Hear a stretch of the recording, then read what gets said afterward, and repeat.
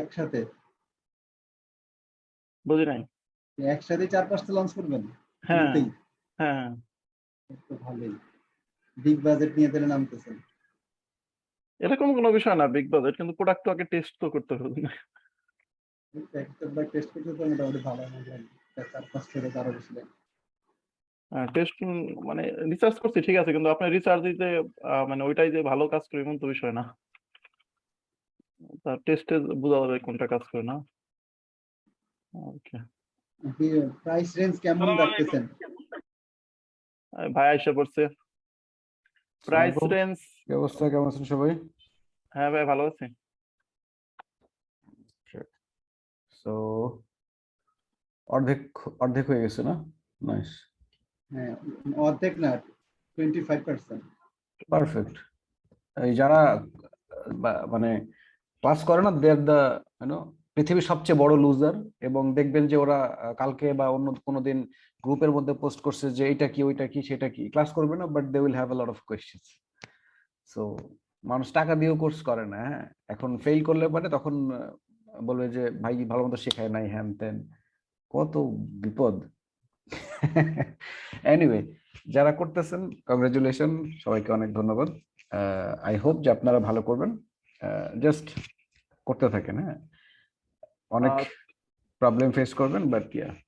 ভাই এই যে আমি মোটামুটি আমি আর কি 5টা প্রোডাক্ট আর কি লঞ্চ করবো, তো এখন মোটামুটি রাইট, ফিক্স করছি। এখন এখন একটা একটা দুইটা সাপ্লায়ারও ফিক্সড হয়ে গেছে, কিন্তু ঝামেলা হয়েছে মানে এই সাপ্লায়ার খোঁজা একটু, মানে ওরা অনেক মানে অনেক নিউ মার্কেট টাইপের লোকও মানে আছে, মানে মানে দাম এমন চাই যে যেটা $10 দাম চাইছে সেটা পরে $2 রাজি হয়েছে, বুঝছেন মানে। মানে আমি আসতেছি। আজকে আমাদের টপিকটাই হচ্ছে সাপ্লায়ার রিসার্চের উপরে। সো আচ্ছা সাপ্লায়ার ভাইয়া রিসার্চ, একটা কথা, প্রোডাক্ট রিসার্চের একটা কথা। আচ্ছা, আপনি যে ওই যে ধরেন ইউএস বা ইউকে মার্কেট প্লেসের জন্য যে ক্রাইটেরিয়াটা সেট করে দেন, ওই যে বিএসআর ধরেন 5,000 বা 10,000 থাকবে, রিভিউ 200-300 থাকবে, তো অন্যান্য মার্কেট প্লেসের ক্রাইটেরিয়া গুলো আমরা কিভাবে সেট করতে পারি বা ওগুলো কিভাবে জাজ করব, যে মানে বিএসআর কত থাকলে? আমার তো মনে হয় এটা আমি প্রোডাক্ট রিসার্চ ক্লাসে বলছি অলরেডি। না, এটা একটু আমি হয়তো একটু স্কিপ করে গেছি, খেয়াল করিনি। মানে আপনি ধরেন আপনি আগের ক্লাস প্রোডাক্ট রিসার্চে 4টা ক্লাসই করছেন? জি জি ভাইয়া, সবগুলো ক্লাসে করছি। তাহলে তো ডেফিনেটলি এই কোশ্চেন আমি আনসার করছি, আমি শিওর আমি এই কোশ্চেন আনসার করছি। বাট আচ্ছা আমি আবার বলি, জি এটা হচ্ছে যে ইউএস মার্কেটের জন্য আসলে আপনি চাইলেও 300-র নিচে রিভিউ আছে এরকম প্রোডাক্ট পাওয়াটা খুব ডিফিকাল্ট। বাট আপনি যদি এটাকে ফোকাস করেন যে 500 বা 700 অ্যারাউন্ড এরকম বা 800, মানে বিষয় হচ্ছে কি, এটা কোনো বেঞ্চ, মানে এটা কোনো এক্সাক্ট নাম্বার না। আমরা যেই ইয়াটা বলি যে 300 থেকে 500 বা 500 থেকে 700, এটা কিন্তু ফিক্সড কোনো নাম্বার না, এটা একটা জাস্ট রেফারেন্স ভ্যালু। কোনো কোনো নিশে দেখবেন যে আপনি 300, 400, 500 অন অ্যাভারেজ এরকমই রিভিউ থাকবে। কোনো কোনো নিশে দেখবেন 500, 700, 800 এরকম রেঞ্জে থাকবে। So it's more like understanding the market, it's not like the number. Okay, it's more like understanding the market, এই জন্য আমরা ম্যানুয়াল রিসার্চটা করাইছি, so that you can understand the market. আপনি মার্কেট বুঝলে আপনি এমনি ফিল করবেন, এমনি বুঝবেন যে okay this is a good product or not. আচ্ছা, বুঝতে পারছি ভাই। ইউকে মার্কেটের জন্য যেটা 200 থেকে 300, 400 এরকম হয় অ্যারাউন্ড। জি ভাই, বুঝতে পারছি। আর হচ্ছে আমি আপনাকে একটা ইনবক্সে নক করছিলাম, ওটা ক্লাস শেষে আচ্ছা, আমি আগেই বলে নেই আবার, ক্লাস শেষে করব। ইনবক্সে আমার কাছে প্রত্যেকদিন কয়েকশো মেসেজ আসে, আমার একার পক্ষে আসলে এত মেসেজ রিপ্লাই করা সম্ভব না, বাট স্টিল আমি ট্রাই করি যতটুকু পারবো করতে, হ্যাঁ। আপনি রিপ্লাই দিছিলেন ওই যে অঙ্কিতের একটা ব্যাপারে আমি কথা বলছিলাম ও আর কি। আচ্ছা আচ্ছা, অঙ্কিতের ব্যাপারে, হ্যাঁ। হ্যাঁ, ওটা ক্লাস শেষে করি, আপনি ক্লাস করেন, ওকে, শেষে কোশ্চেন শিওর করবেন। জি ভাই, শিওর। okay. আর আমি জাস্ট বলতে চাচ্ছিলাম এটাই যে আপনারা যদি গ্রুপে পোস্ট করেন কি হয়, আমি হয়তো সময় না পাইলেও দেখা যায় যে আরেকজন রিপ্লাই করবে বা আরেকজন যে জানে সে রিপ্লাই করবে। এটা আপনাদের কিন্তু রেসপন্সটা পাওয়াটা অনেক ফাস্টার হবে। কিন্তু আমাকে ধরেন কোয়েশ্চেন করলেন, আমি ধরেন যে বাইরে একটা কোনো কাজে আছি, জাস্ট দেখলাম মেসেজটা, দেখার পরে আমি বের হয়ে চলে গেছি, পরে আমি দেখা গেছে যে ভুলেই গেছি জিনিসটা, হ্যাঁ। তারপরে প্রতিদিন এতগুলো মেসেজ আসছে যে আপনার মেসেজটা হয়তো অনেক পিছনের দিকে চলে যাবে, সো আমি পরে এসে যে চেক করে যে আবার রিপ্লাই করব, ওই সিকোয়েন্সটা থাকে না। এই জন্য বেস্ট হবে যে আপনারা যদি গ্রুপে পোস্ট করেন, তাইলে জিনিসটা রেকর্ড থাকবে, অ্যান্সার পাবেন। আমি যদি ভুলেও যাই, হয়তো গ্রুপে ঢুকলে হয়তো দেখা যাবে যে কোয়েশ্চেনটা আমার চোখের সামনে আসছে, আমি রিপ্লাই করতে পারি। এটা মানে সবার জন্য, ইন জেনারেল সবার জন্য বললাম। ওকে ওকে, সো আমরা আজকে সাপ্লাই রিসার্চ দেখব। সো সাপ্লায়ার রিসার্চের জন্য আমি কোনো ইয়া বানাই নাই, কি বলে ওই যে প্রেজেন্টেশন বানাই অনেক সময়, মানে কি আমাদের অনেক ট্রেনার আছে যারা প্রেজেন্টেশন বানায় একটা পয়েন্টস গুলো দিয়ে। আমি কোনো কিছুই বানাই নাই, বিকজ আমি একদম মানে আমার আসলে শিখাইতে খুব ভালো লাগে আর কি। আগের থেকে পয়েন্ট করবো, আমার ভালো লাগে না। সো আপনারা যদি কোথাও আটকে যান জাস্ট আমাকে বলবেন, ওকে? সো আমি আমার স্ক্রিনটা শেয়ার করতেছি। আচ্ছা ভাই, এই গত এক সপ্তাহের প্রবলেম গুলো একটু বলি, কি কি কোশ্চেন তৈরি হয়েছে। আমরা ক্লাসের শেষে একবারে কোশ্চেন অ্যান্সার নিলে আমার মনে হয় যে ইজি হইতো, সবগুলো কোশ্চেন একবারে পাইতাম। ওকে, আচ্ছা ভাই। মানে এটা কি খুব বেশি আর্জেন্ট আপনার এখন ইয়া করা? এখন হইলে আমি অ্যান্সার করবো, সমস্যা নেই। না, এক সময় দিলে হইলো, এটা আগে হোক আর পরে হোক। Perfect, thank you. সো আমরা এখন সাপ্লায়ার রিসার্চ দেখব। সো আপনারা আমার স্ক্রিন দেখতে পাচ্ছেন, রাইট? অ্যামাজন দেখাচ্ছি, আমি আলিবাবা দেখাচ্ছি। জাস্ট একটু কমেন্ট করেন যে আপনারা দেখতে পাচ্ছেন। ওকে, দেখতে পাচ্ছেন। সো আমাকে আমাকে একটা বা দুইটা প্রোডাক্ট বলেন যেগুলোর জন্য আমি প্রোডাক্ট রিসার্চ করবো, সরি সাপ্লায়ার রিসার্চ করবো। যে কোনো দুইটা বা একটা ওই প্রোডাক্ট। প্রোডাক্টটাই করেন, ওই যে সিলিকন এয়ার ফ্রায়ারটা। সিলিকন কি জানি ছিল ওইটা? Silicone air fryer. Air fryer ছিল না মনে হয়। এয়ার ফ্রায়ার কি জানি, সাথে আরেকটা কি জানি ছিল। আচ্ছা, আমি দেখতেছি আমার লাইনার ছিল, silicone air fry liner. Air fryer Liners liners ছিল। ছিল, লাইনার্স। Right, perfect. সো আমরা এখন এইটারই সাপ্লায়ার রিসার্চ করব। ওকে, সো সাপ্লায়ার রিসার্চ করার আগে আমরা একটু স্টাডি করব যে এটার আপনার প্রাইসিং কিরকম। সো আমরা দেখতে পাচ্ছি দুইটার প্রাইস, মানে সেট অফ টু এর প্রাইস হচ্ছে আপনার অন অ্যাভারেজ $11 থেকে $12। অলমোস্ট সবগুলোরই এটা হচ্ছে সেলিং প্রাইস। তার মানে আমরা যদি এটার 25% হিসাব করি, তাহলে $2.5 থেকে $3 আমি ধরে নিতে পারি যে এর মধ্যে আমাদেরকে সোর্সিং করতে হবে, বা $4, এর বেশি করাই যাবে না, নো ওয়ে। সো আমরা কিন্তু আগে একটা আইডিয়া নিয়ে নিলাম যে আমার প্রাইসটা কিরকম হইতে পারে। এরপরে আমি এখানে আসি। এটা তো ইয়া করতে পারবে যে অ্যামাজনের যে হ্যাঁ, ফুল অ্যামাজনের প্রফিট ক্যালকুলেটর দিয়েও আমরা বের করতে পারি, বাট শুরুতেই আমি এত ইয়াতে যাই না আর কি। তাহলে হচ্ছে যে মাথার মধ্যে একটা জিনিস সেট হয়ে যায়। আমি জাস্ট একটা আইডিয়া করলাম, ওকে দিস ইজ দ্য প্রাইসিং, এরকম হইতে পারে। যেমন শুরুতেই আমি দেখেন পাইলাম কি 8 ইঞ্চি আর 16 ইঞ্চি রিউজেবল। প্রাইসিংটা দেখেন ভেরি ইন্টারেস্টিং, লেস দেন $1। ওকে, সো এখন এখানে যেহেতু দুইটা সাইজ আছে, আমি একটু সাইজটা দেখব কোন সাইজেরটা বেশি বিক্রি হয়। Okay, 2 piece silicone air fryer with 4 piece sunproof gloves দিতেছে 4টা। আচ্ছা, 7.5 ইঞ্চিটা বিক্রি হয় 8 ইঞ্চি। 8 ইঞ্চি, সো 8 ইঞ্চিটা আমার মনে হচ্ছে যে মোস্ট পপুলার, রাইট? দেখেন সবগুলোই কিন্তু 8 ইঞ্চি, 16 ইঞ্চি আমি দেখলাম না। ওকে, নাইস। তাহলে এটা একটা সাপ্লায়ার, এরকম অনেক সাপ্লায়ার আছে আমরা দেখতে পাচ্ছি। আমরা এখন কি করব, এই পাশে দেখেন কোন কান্ট্রির সাপ্লায়ার আপনি চান, এখানে কিন্তু সিলেক্ট করতে পারবেন কোন কান্ট্রির সাপ্লায়ার, প্লাস আপনি প্রাইসিং দিয়ে দিতে পারবেন, তারপরে সাপ্লায়ার টাইপ দিতে পারবেন। ট্রেড অ্যাসুরেন্স মানে যেই সাপ্লায়াররা ট্রেড অ্যাসুরেন্স অর্ডারটা অ্যাকসেপ্ট করে সেটা হচ্ছে trade assurance supplier. So trade assurance কি?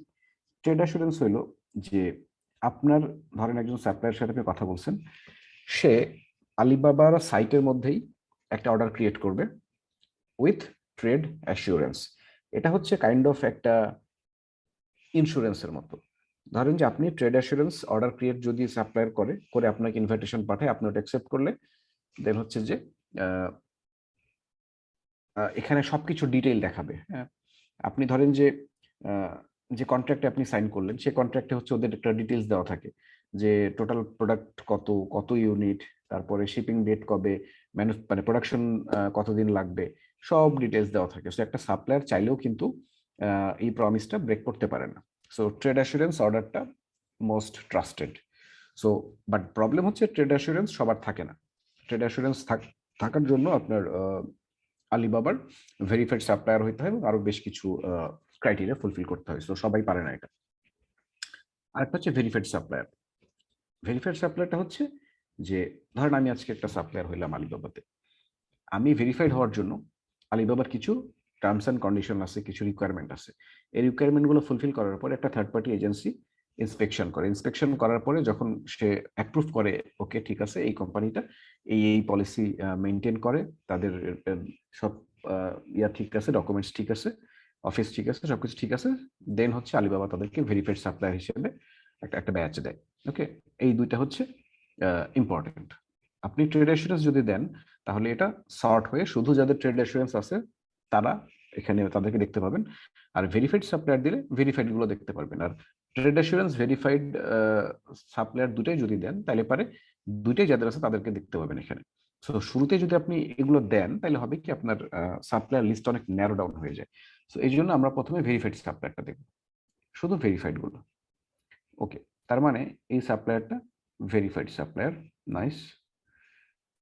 তারপরে আমরা যদি দেখি সিলিকন এয়ার ফ্রায়ার, নাইস।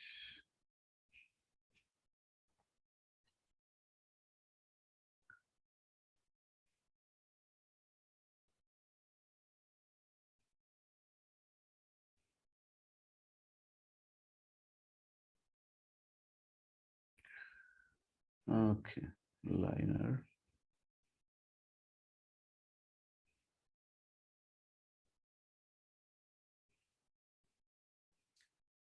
ওকে, রিউজেবল লাইনার, নাইস।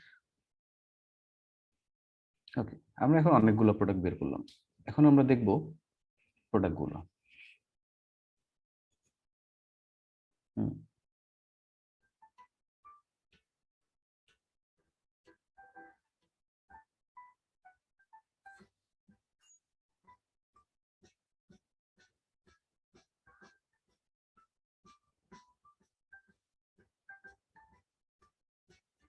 হুম, ইন্টারেস্টিং।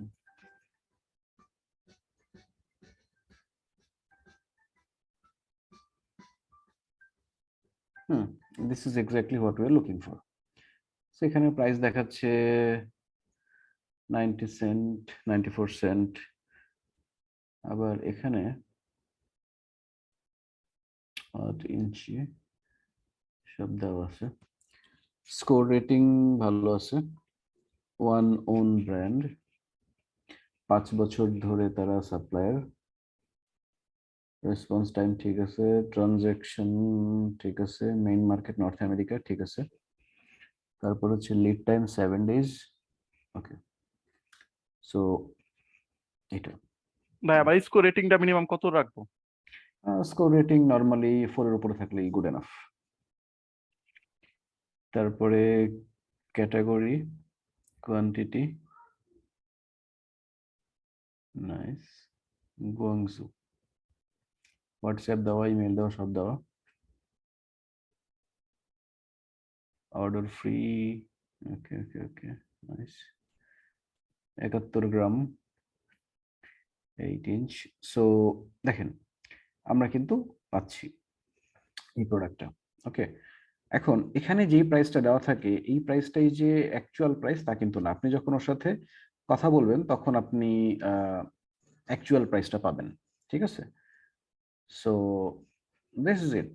এটা খুব ইজি ছিল সাপ্লাইটা বের করা, এত ইজি হওয়ার কথা ছিল না। এনিওয়ে, সো এটা দেখি আমরা, এটা ডিফারেন্ট, আমরা যেটা খুঁজতেছি ওটা এটা না, রাইট? খেয়াল করেন আমরা কি এটা খুঁজতেছি, একটু চ্যাট বক্সে কেউ বলবেন আমরা কি এটা খুঁজতেছি? আমাদের প্রোডাক্টটা কি ছিল দেখেন, এখানে কনফিউশনের পার্টটা, এইটা কিন্তু আমাদের প্রোডাক্ট। ওকে, এটা কিন্তু আমাদের প্রোডাক্ট না। সো এটা আমরা দেখবো না, আমার দরকার নেই। এটা দেখি, এটাও আমাদের আসলে এক্স্যাক্টলি সেম না। সেন্টিমিটার দেখেন, সিলিকন পট ওকে,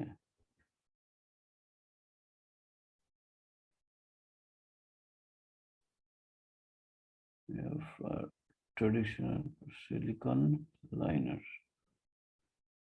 ওকে, সিলিকন লাইনার, হ্যাঁ ঠিক আছে। এটা ক্লোজ, বাট এটার প্রাইসটা 1.45। এটা একটু চিন্তার বিষয়। আবার দেখেন এই সাপ্লায়ার কিন্তু 9 ইয়ার্স তার বয়স, আবার তার ট্রানজেকশন দেখেন, huge company. So this is good, কিন্তু কেন এত বেশি এটা হচ্ছে ইম্পর্টেন্ট বোঝাটা।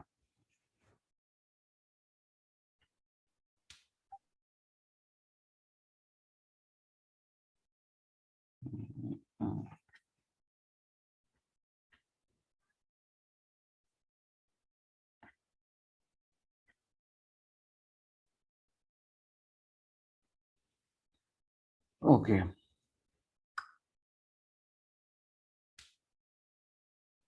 এই প্রাইসটা কিন্তু আমাদের জন্য ফিজিবল হবে না ফর শিওর। সো এখন আমরা যেটা করবো সেটা হচ্ছে যে সাপ্লায়ারের সাথে কন্ট্যাক্ট করবো। ওকে, সো সাপ্লায়ারের সাথে কন্ট্যাক্ট করে আমরা আসলে বুঝতে পারবো যে অ্যাকচুয়াল প্রাইসটা কত।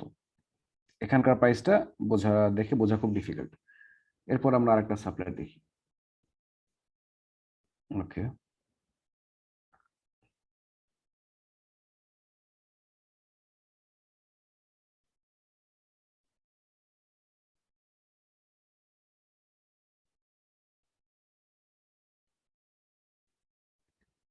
ইন্টারেস্টিং।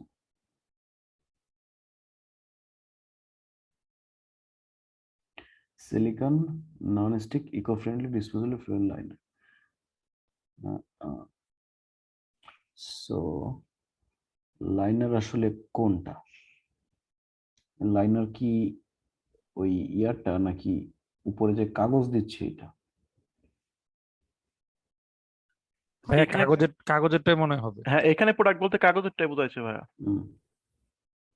কিন্তু আমাদের যে প্রোডাক্টটা, ওইটা কাগজের না, এটা কাগজের না, এটা সিলিকনের। এটা ওটাতে আপনি সিলিকন। সিলিকন লিখছেন, হ্যাঁ আমার মনে হয় কাগজেরটা হবে।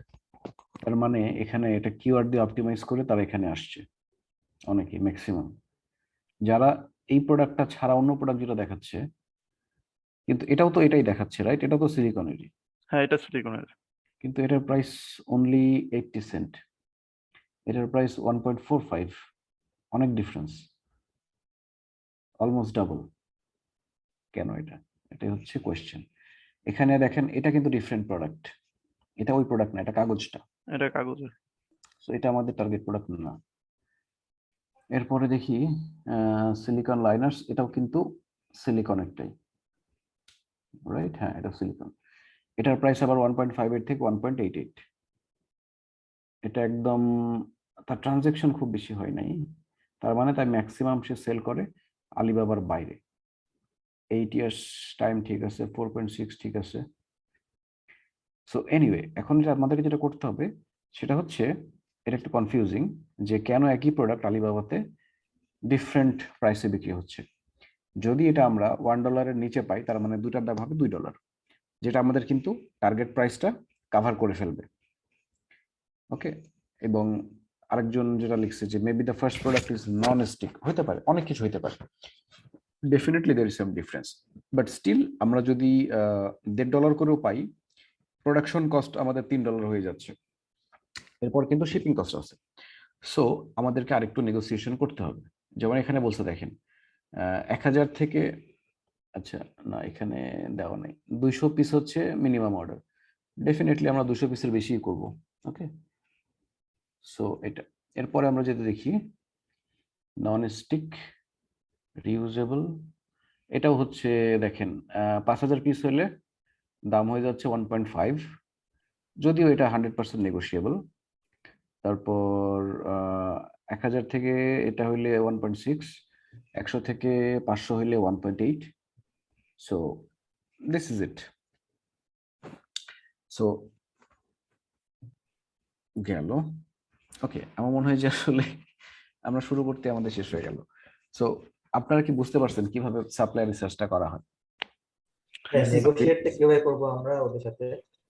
হ্যাঁ আমরা সাপ্লায়ারের সাথে নেগোশিয়েটটা কিভাবে করবো একটু যদি গাইড করতে। হ্যাঁ আসতেছি। সো দেখেন, আপনারা এখানে কি হচ্ছে, আপনারা শুরুতে একটা প্রাইস মাথায় নিয়ে রাখছেন যে $1.5 বা আমার $3 মধ্যে আমাকে এটা সোর্সিং করতে হবে। আমরা এখন পর্যন্ত যেটা দেখলাম, যেটাতে আমাদের কিন্তু মোটামুটি আমরা টার্গেট প্রাইসের মধ্যেই পাচ্ছি। এখন এরপরে আমাদের কাছে এরপর আমরা দুই ভাবে অ্যাপ্রোচ করতে পারি। একটা হচ্ছে যে এখানে কন্ট্যাক্ট সাপ্লায়ার, আর একটা হচ্ছে এখানে একটা অপশন আছে যে অর্ডার ক্রিয়েট করা যায়, এটা লগ ইন করলে দেখানো যেত, বাট নট ইম্পর্টেন্ট। আপনারা জাস্ট কন্ট্যাক্ট সাপ্লায়ার করতে পারেন, চ্যাট নাও করতে পারেন। ওকে, এটা করে তারপরে হচ্ছে তাদের সাথে আপনারা নেগোসিয়েশন করবেন। নেগোসিয়েশন কিভাবে করবেন? ফার্স্ট স্টেপ হচ্ছে তাদেরকে, আচ্ছা আরেকটা জিনিস বলে দিই, প্রথমেই আপনারা প্রাইস জানতে চাইবেন না। ওকে, প্রথমে আপনারা আপনাদের ইন্ট্রোডাকশন দিবেন যে ওকে আমি অ্যামাজন সেলার, বা আমি এই প্রোডাক্টটা ম্যানুফ্যাকচার করি, আমার মার্কেট প্লেস হচ্ছে আমি ইউএসএ তে সেল করি, মার্কেট প্লেস আমার অ্যামাজন সহ মাল্টিপল আদার মার্কেট প্লেস।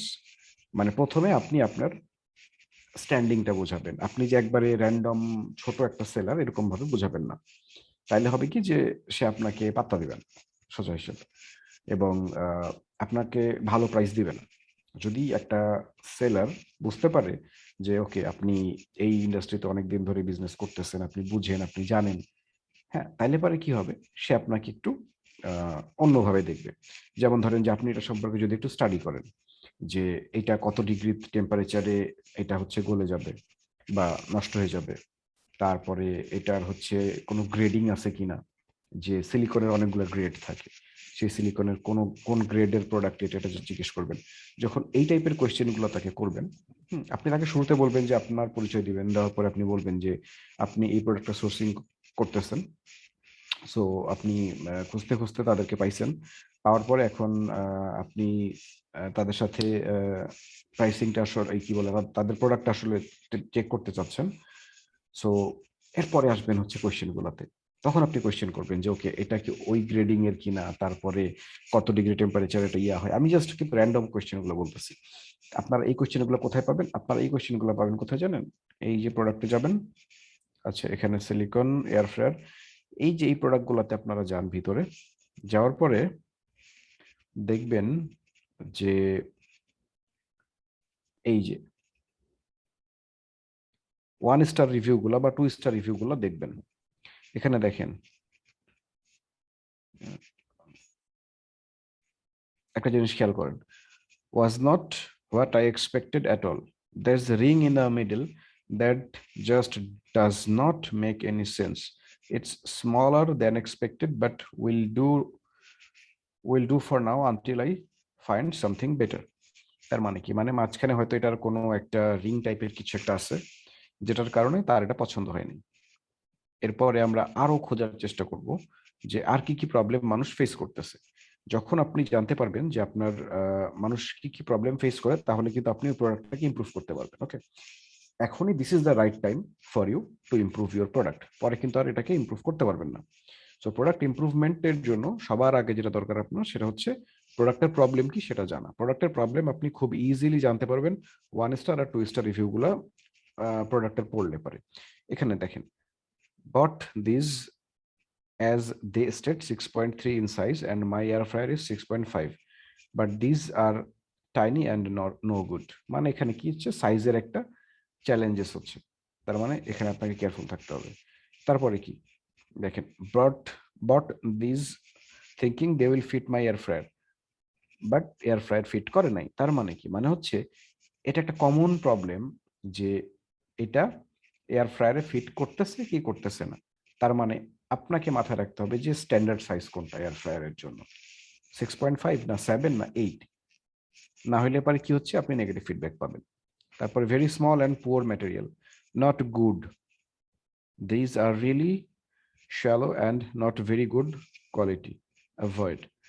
সো এখান থেকে আপনি বুঝতেছেন সবারই দেখেন কমন প্রবলেম কি, সাইজ, কোয়ালিটি, এই জিনিস দুইটা। তার মানে এখন আপনাকে এই প্রোডাক্ট ইমপ্রুভ করার জন্য কি করতে হবে, আপনাকে এমন কিছু ট্রাই করতে হবে যাতে আপনার কাছে এই প্রবলেমগুলো না আসে। যেমন আপনাকে কোয়ালিটি মেক শিওর করতে হবে, তারপরে কি বলবো যে ভালো গ্রেডিং এর হইতে হবে, সাইজটা যেটা আপনি বলবেন অ্যাকুরেট ওরকমই হইতে হবে, বলতেছেন একটা করতেছেন আর একটা এটা করা যাবে না, তারপরে কোনটা বেস্ট সাইজ এটা বের করতে হবে। দেন আপনি হচ্ছে যে প্রোডাক্টটা সাপ্লায়ারের কাছে অর্ডার করবেন। ওকে, আমরা আরেকটু দেখি। There are too small for Ninja air fryer, but did a fit smaller model with varying degrees of success. Could okay. It was so small for my need. Exactly. দেখেন, আপনাদের এতক্ষণে বুঝে যাওয়ার কথা, আপনারা কি অলরেডি বুঝছেন যে এই প্রোডাক্টের মেইন প্রবলেম কোথায়? সাইজ। জাস্ট আমরা দুইটা প্রোডাক্টের রিভিউ দেখলাম, আমরা ইউএস মার্কেট প্লেসে যাই আমরা এরকম আরো শত শত রিভিউ দেখতে পাবো, বাট আমি যেটা বুঝলাম সেটা হচ্ছে মোস্টলি চ্যালেঞ্জ হচ্ছে সাইজটাতে এবং কোয়ালিটিতে। তার মানে আমাকে এখন এই জিনিসগুলো নিয়ে সচেতন থাকতে হবে। এখন এটা কিভাবে থাকতে পারবো? শুরুতে আমরা কি বললাম যে আমরা যখন সাপ্লায়ারের সাথে কমিউনিকেট করব, আমরা তখন এই জিনিসগুলো তাকে বলতে পারি যে সাইজ নিয়ে অনেক প্রবলেম থাকে, তোমার সাইজটা আসলে কতটুকু, আমাকে কোনো ভিডিও পাঠাতে পারবে কিনা, ছবি পাঠাতে পারবে, এইভাবে করে আপনি ফার্স্ট ইমেলটা করবেন বা এখান থেকে মেসেজটা করবেন। কন্ট্যাক্ট সাপ্লায়ারে গেলেই আপনি হচ্ছে তাকে ইমেল করতে পারবেন এই প্রোডাক্টের জন্য। দেন সে আপনাকে রিপ্লাই করে সে আপনার কোয়েরি জানতে চাইতে পারে অথবা আপনাকে একটা কোটেশন দিতে পারে। সো যখন কোটেশন দিবে তখন আপনি বলবেন যে আপনি তার সাথে কথা বলতে চান। ওকে, দেন আপনি তাকে হোয়াটসঅ্যাপ দিতে পারেন, উইচ্যাট দিতে পারেন।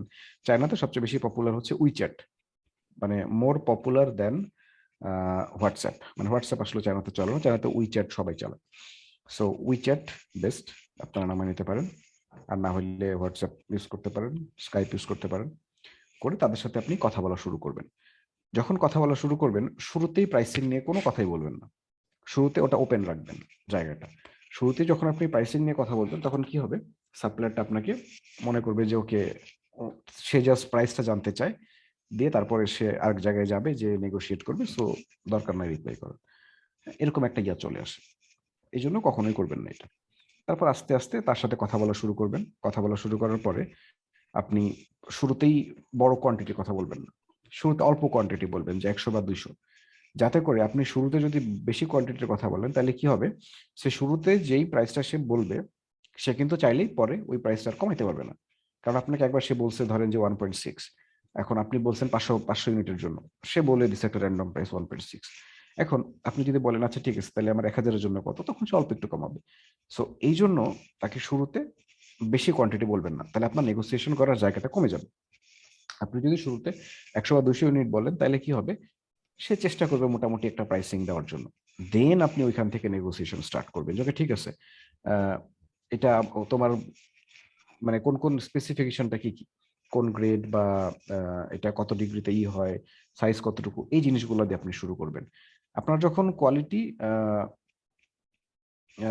যখন আপনি মেকশিওর হয়ে গেলেন যে ঠিক আছে, কোয়ালিটিটাকে তো কখনোই ইয়া করা যাবে না, নেগোশিয়েট করা যাবে না, কোয়ালিটি অলওয়েজ টপ কোয়ালিটি হইতে হবে।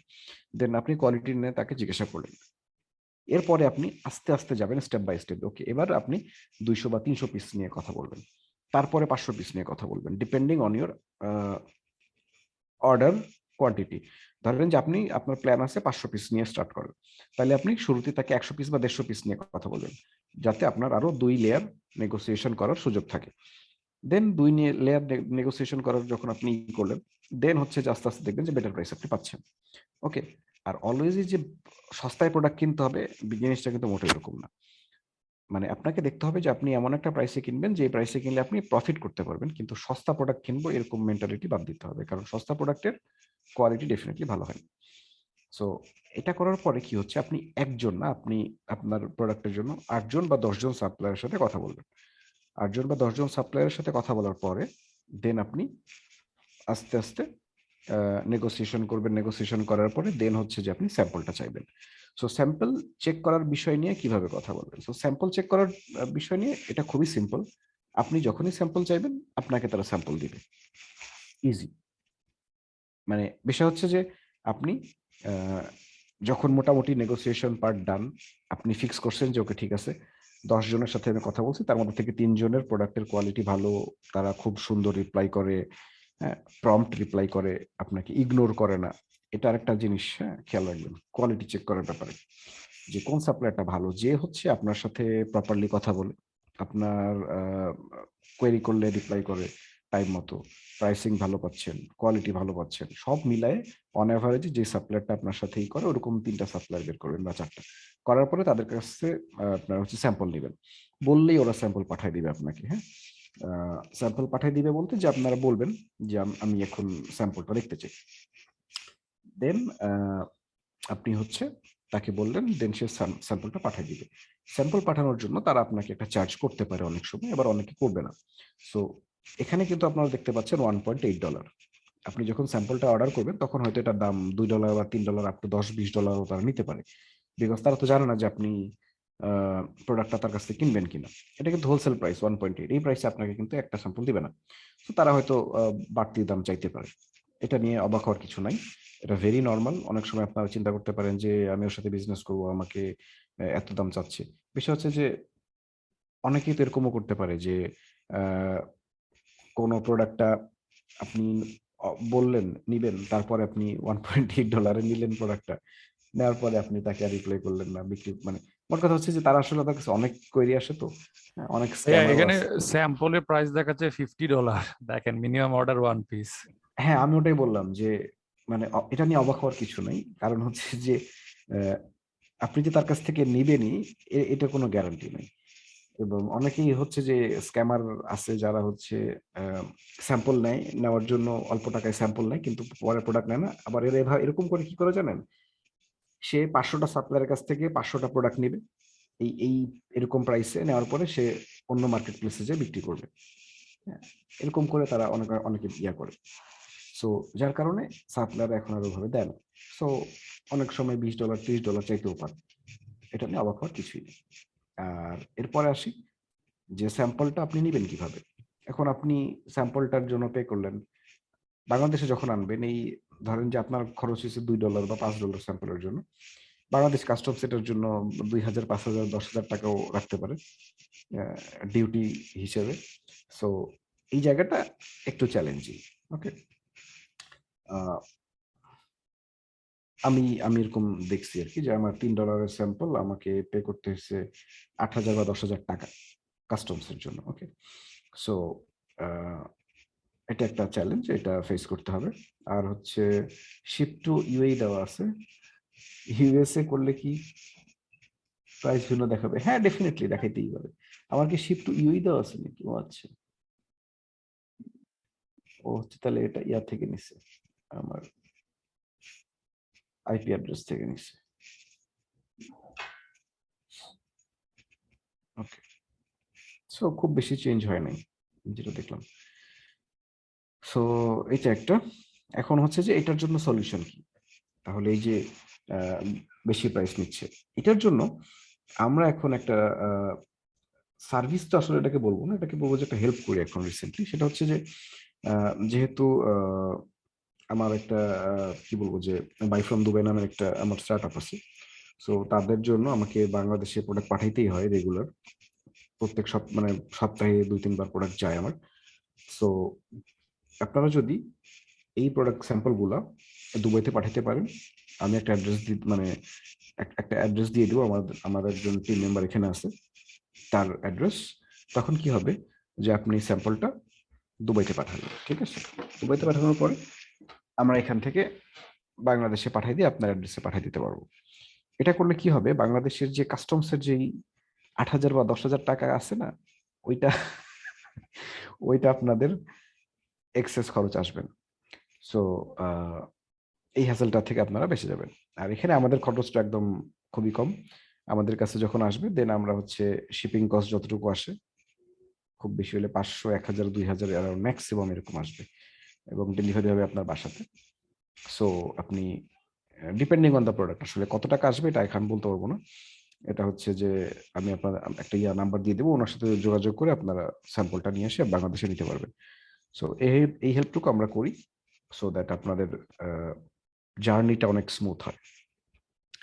ওকে, আর হচ্ছে এরপরে আসি কি বলবো, হ্যাঁ, আইডিয়াটা দারুণ আমি জানি, কারণ হচ্ছে যে আমি নিজে এগুলো ফেস করে আসছি। তো সো ইভেন আমাদের প্রোডাক্ট আমরা এখন ডিরেক্টলি বাংলাদেশে পাঠাই না, এটা এখান দিয়ে হয়ে আমরা পাঠাই। তাহলে হয় কি যে টাইমটাও কম লাগে, আর হচ্ছে খরচটা একদম কমে যায়। মানে কাস্টমসে যে ডিউটি দিতে হয় এই ডিউটিটা আনবিলিভেবল ডিউটি। আমি বললাম তো যে আমার $3 প্রোডাক্টের জন্য 10,000 টাকা আমাকে দিতে হয়েছে।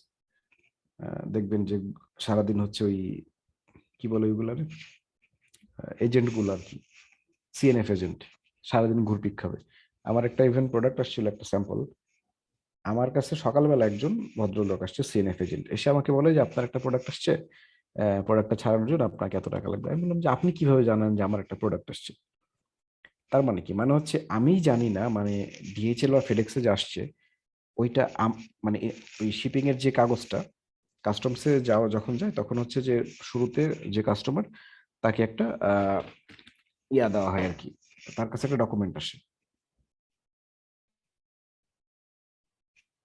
আলহামদুলিল্লাহ, ওকে, সরি, এক সেকেন্ড।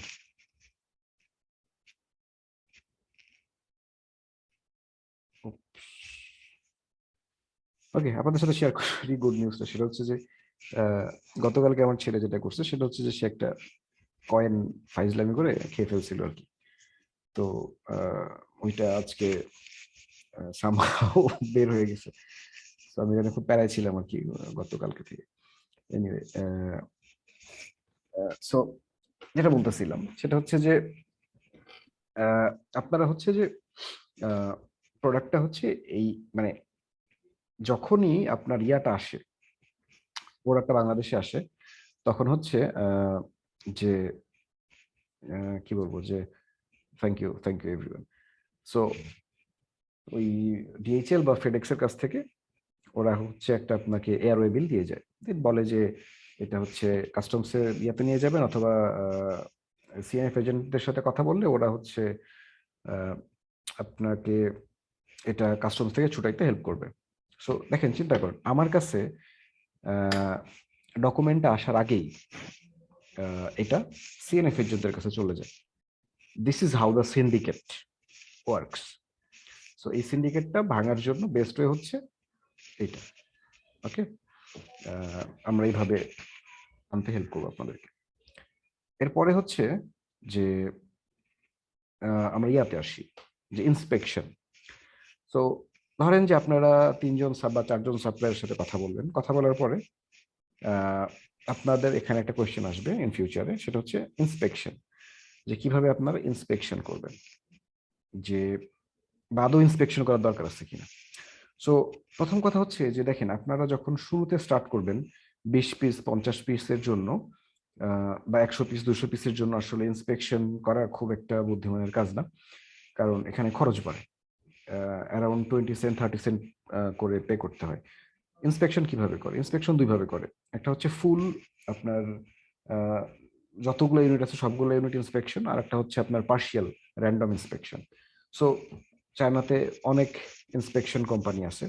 ইভেন আপনি এখানে যদি যান, আলিবাবাতে যদি যান, দেখবেন যে এখানে আপনি যদি ইন্সপেকশন সার্ভিস দিয়েও সার্চ করেন, এখানে সার্চ করছি আমরা এটা দিয়ে, আমরা যদি এখন ইন্সপেকশন দিয়ে সার্চ করি, ইন্সপেকশন সার্ভিস যে চলে আসছে ইন্সপেকশন সার্ভিস। ইন্সপেকশন সার্ভিস দিয়ে সার্চ করলে আপনারা এখানে অনেকগুলো ইন্সপেকশন সার্ভিসের ডিটেলস পাবেন। সেম ওয়ে আপনারা তাদের সাথে কাজ করতে পারেন। আপনি বলতে পারেন যে ওকে, ওইখানে আমার সাপ্লায়ার আছে, আমার এতগুলা ইউনিট, আমি আপনি যদি র্যান্ডমলি করতে চান ইন্সপেকশন, র্যান্ডম ইন্সপেকশন করে দিবে। আর যদি আপনি ফুল শিপমেন্ট করতে চান ইন্সপেকশন, ফুল শিপমেন্ট করে দিবে। সো বাংলাদেশ থেকে অ্যামাজন ওয়্যারহাউসে কিভাবে পাঠাবো, এই কোয়েশ্চেনটা পরে আমি আনসার করবো। এরপরে হচ্ছে যে ধরেন আপনার ইন্সপেকশন করবেন, করতে পারেন, কিন্তু ট্রাস্ট মি, এখন পর্যন্ত আমি নিজে খুব একটা 2-1টা কেসে হয়তো আমি ইন্সপেকশন করছি, বাট আদারওয়াইজ মোটামুটি সাপ্লায়াররা আসলে ট্রাস্টেড। আপনার যদি কপাল খুব খারাপ না হয় আসলে প্রবলেম হবে না। বা একটু ইন্টারাপ্ট করি, সেটা আপনার স্যাম্পল যে আমরা আনবো, তো আমরা বল 3টা সাপ্লাই আমরা ফিক্স করবো, তো আমরা স্যাম্পল কয়জন, 3জন থেকে আনবো? অবশ্যই, আপনি 3জন ফিক্স করছেন, আপনার 3জনের প্রোডাক্ট দেখতে হবে। সো ইন্সপেকশনটা গেল। এরপরে হচ্ছে নর্মালি আমার করতে হয় না, আমি কখনো করি নাই, কারণ চাইনিজ সাপ্লায়াররা মোটামুটি they are trusted, so you can rely on them. But still আমি কিন্তু গ্যারান্টি দিতে পারবো না, বাট আপনারা চাইলে করতেও পারেন, পরে আবার বলবেন না যে ভাই আপনি বলছিলেন করার দরকার নেই। তো আমি বলতেছি যে আমার করার দরকার হয় নাই, আমি করি নাই, এর মানে যে আপনারাও 100% লাকি হবেন অলওয়েজ এরকমও না। 1% ব্যাড লাক থাকলেও ঝামেলা হয়ে যেতে পারে, এরকম অনেক কেসই আছে। অনেক সময় দেখা যায় যে 10,000-20,000 ডলারের শিপমেন্ট, তখন হচ্ছে যে অনেক খারাপ প্রোডাক্ট চলে গেছে 20-30%, তখন খুব সিরিয়াস একটা প্রবলেম হয়। সো আপনাদের যদি অ্যাভারেজ 500-700 ইউনিট থাকে, আপনারা র্যান্ডম 5% যদি করান, ইন্সপেক্ট করান, করাইতে পারেন। তাহলে কি হবে, এই ইন্সপেকশনের জন্য আপনার হচ্ছে অল্প টাকা খরচ হবে, এবং অল্প টাকা খরচ হবে, কিন্তু আপনি মোটামুটি কনফিডেন্সটা থাকবে আপনার আর কি। আপনি কনফিডেন্ট হবেন যে ওকে, আমার র্যান্ডম চেক করাইছি, র্যান্ডম চেকে কোনো ঝামেলা হয়নি। আর হচ্ছে যে সাপ্লায়ারের সাথে আপনার এগ্রিমেন্ট এভাবে করে নেবেন যে যদি কত পার্সেন্ট ডিফেক্ট থাকতে পারে। তারপরে ধরেন যে তারা নর্মালি বলবে 1%, ডিফেক্ট ইজ ভেরি নর্মাল, এটা থাকে। কিন্তু এর বেশি হইলে পারে কিভাবে হবে, বা তারা কিভাবে কম্পেনসেট করবে, এটা জিজ্ঞেস করবেন। যেমন অনেক সময় যেটা হয় সেটা হচ্ছে যে আপনার কি বলবো যে 3% হইলে পারে, আমার এক সাপ্লায়ারের সাথে আমার ছিল এরকম কমিটমেন্ট যে 1% থাকতে পারে, এটা আমি অ্যাকসেপ্ট করবো, সমস্যা নেই। কিন্তু 1% বেশি হলে পারে যতগুলো ইউনিটে কাস্টমার রিফান্ড করবে, ওই ইউনিটগুলোর জন্য সে আমাকে পরের শিপমেন্টে ততগুলা ইউনিট আমাকে সে ফ্রি দিবে। ওকে,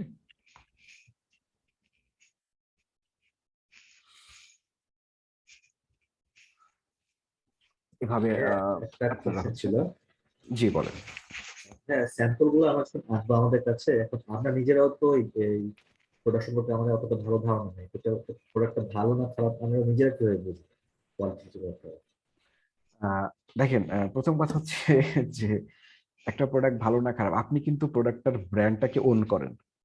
সো আপনাকে জানতে হবে যে প্রোডাক্টটা ভালো হইলে কি হবে, খারাপ হইলে কি হবে। এটার জন্য বেস্ট ওয়ে হচ্ছে প্রোডাক্টের রিভিউ পড়া। যত রিভিউ পড়বেন প্রোডাক্টের, 200, 400, 500 রিভিউ পড়বেন, নেগেটিভ গুলোও পড়বেন, পজিটিভ গুলোও পড়বেন, তখন আপনি ইজিলি বুঝবেন যে প্রোডাক্টটা কি টাইপের, কিরকম হইতে পারে। নাম্বার 1। নাম্বার 2 হচ্ছে আপনি যদি ভুলে যান আপনি সেলার, আপনি চিন্তা করবেন আপনার নিজের কথা। আপনি প্রোডাক্টটা স্যাম্পল নিয়ে আসলেন, নিয়ে আসার পর আপনাকে ওটা টেস্ট করতে হবে। যেমন আমি যখন salt and pepper grinder sell করতাম, তখন হচ্ছে যে আমি প্রথম স্যাম্পলটা আনছিলাম 3টা, আনার পরে আমি বাসায় নিজে ইউজ করছি ওটাকে 7 দিন বা 10 দিনের মতো। ইউজ করার পরে আমি যখন দেখলাম যে 3টার মধ্যে একটা হচ্ছে বেশ কি বলবো যে স্ট্রং, হ্যাঁ, মানে ভালো কাজ করে, আরেকটা দেখলাম যে একটু লুজ হয়ে যাচ্ছে, বা যেরকম হওয়ার কথা ছিল গ্রাইন্ডিংটা ওইরকম গ্রাইন্ডিং হচ্ছে না। সো এভাবে আপনাকে আসলে বুঝতে হবে। Customer review number 1। নাম্বার 2 হচ্ছে আপনি নিজে ইউজ করবেন। আপনি ইউজ করার সময় আপনি নিজেই বুঝবেন যে কোন প্রোডাক্টটা, 3টার মধ্যে আপনি ইজিলি কম্পেয়ার করতে পারবেন যে কোন প্রোডাক্টটা ভালো, কোন প্রোডাক্টটা খারাপ। এটা আপনাকে পারতে হবে, বা যারা এটা নিয়ে এক্সপার্ট তাদেরকে দেখাতে পারেন যে তার কি মনে হয় 3টার মধ্যে কোনটা ভালো। এইভাবে you have to make it happen. Okay, বোঝাতে পারছি? জি ভাই। সো এটা আপনাকে বুঝতে পারতে হবে।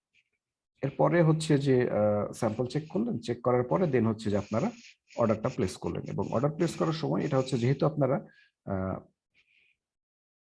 আপনাদের একটা ব্র্যান্ড থাকবে, সো প্রাইভেট লেভেল করার জন্য কি হবে যে আপনি কিন্তু সাপ্লায়ারকে অবশ্যই জিজ্ঞাসা করবেন যে আপনি যদি ম্যানুয়াল প্যাকেজিং বা কাস্টম প্যাকেজিং করতে চান, সেক্ষেত্রে সেই সুবিধাটা আপনি পাবেন কিনা। তবে নর্মালি সবগুলা সাপ্লায়ারের কাছেই পাবেন এটা, বিকজ তারা জানে অ্যামাজন বিজনেস কিভাবে হয়, তারা জানে কিভাবে প্রাইভেট লেভেল হয়। সো ওরা সবকিছু জানে। নর্মালি ওরা হচ্ছে ওদেরকে একটা পিএসডি ফাইল, বা এক একজন এক এক টাইপের ফাইল পছন্দ করে। সো তারা হচ্ছে যে প্যাকেজিং এর জন্য একটা টেমপ্লেট ফাইল দিয়ে দেয়, ব্ল্যাঙ্ক এআই ফাইল। ওই ব্ল্যাঙ্ক এআই ফাইলটা ওইখানে আপনি ডিজাইনটা এডিট করে সেই ডিজাইনের ফাইলটা আপনি দিয়ে দিবেন। দেন হচ্ছে যে ওরা হচ্ছে একটা কাস্টম প্যাকেজিং বানাবে ওইটার জন্য, দেন হচ্ছে যে শিপমেন্ট করবে। এখন আপনি আপনার মতো করে স্যাম্পলটা বানাবেন। স্যাম্পল বলতেছি মানে প্যাকেজিং এর স্যাম্পল আর কি। ওকে, বানানোর পরে দেন হচ্ছে যে আপনি ওইটা এআই বা পিএসডি ফাইলটা আপনি পাঠাবেন হচ্ছে সাপ্লায়ারকে, দেন সাপ্লায়ার প্যাকেজিং বানাবে। এবং এই প্যাকেজিং এর জন্য কিন্তু সাপ্লায়ার অনেক সময় এক্সট্রা চার্জ করবে, most of the time extra charge করবে। এখন এটার জন্য প্রাইসিং কিরকম আসতে পারে এক্সট্রা চার্জের? নর্মালি অনেকে আপনাকে বলবে 80 সেন্ট 90 সেন্ট। ওকে, কিন্তু আপনি তো নিজে বুঝবেন যে একটা প্যাকেজিং এর দাম কত হইতে পারে।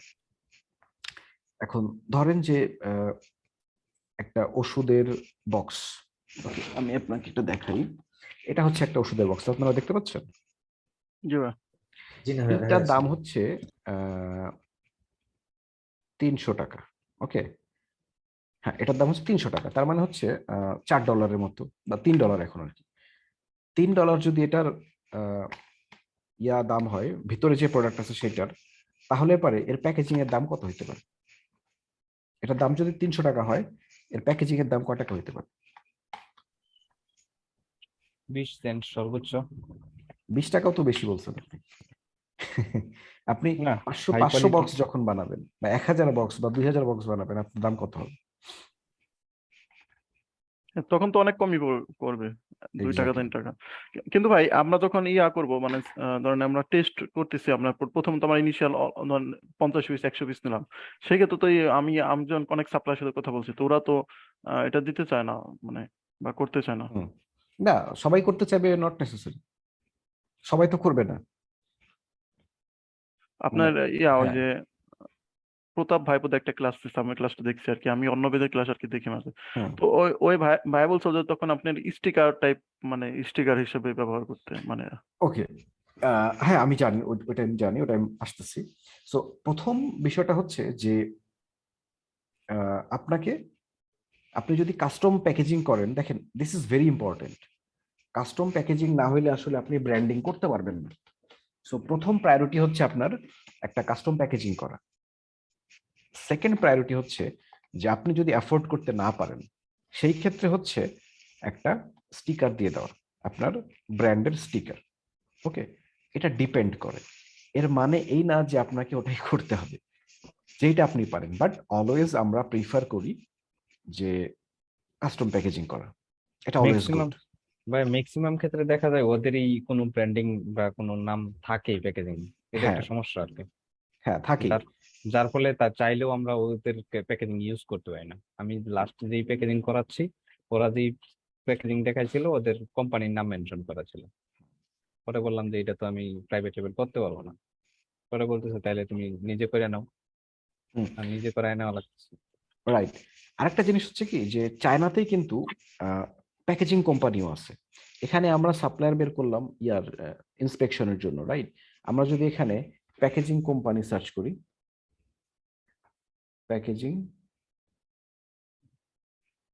বক্সেস,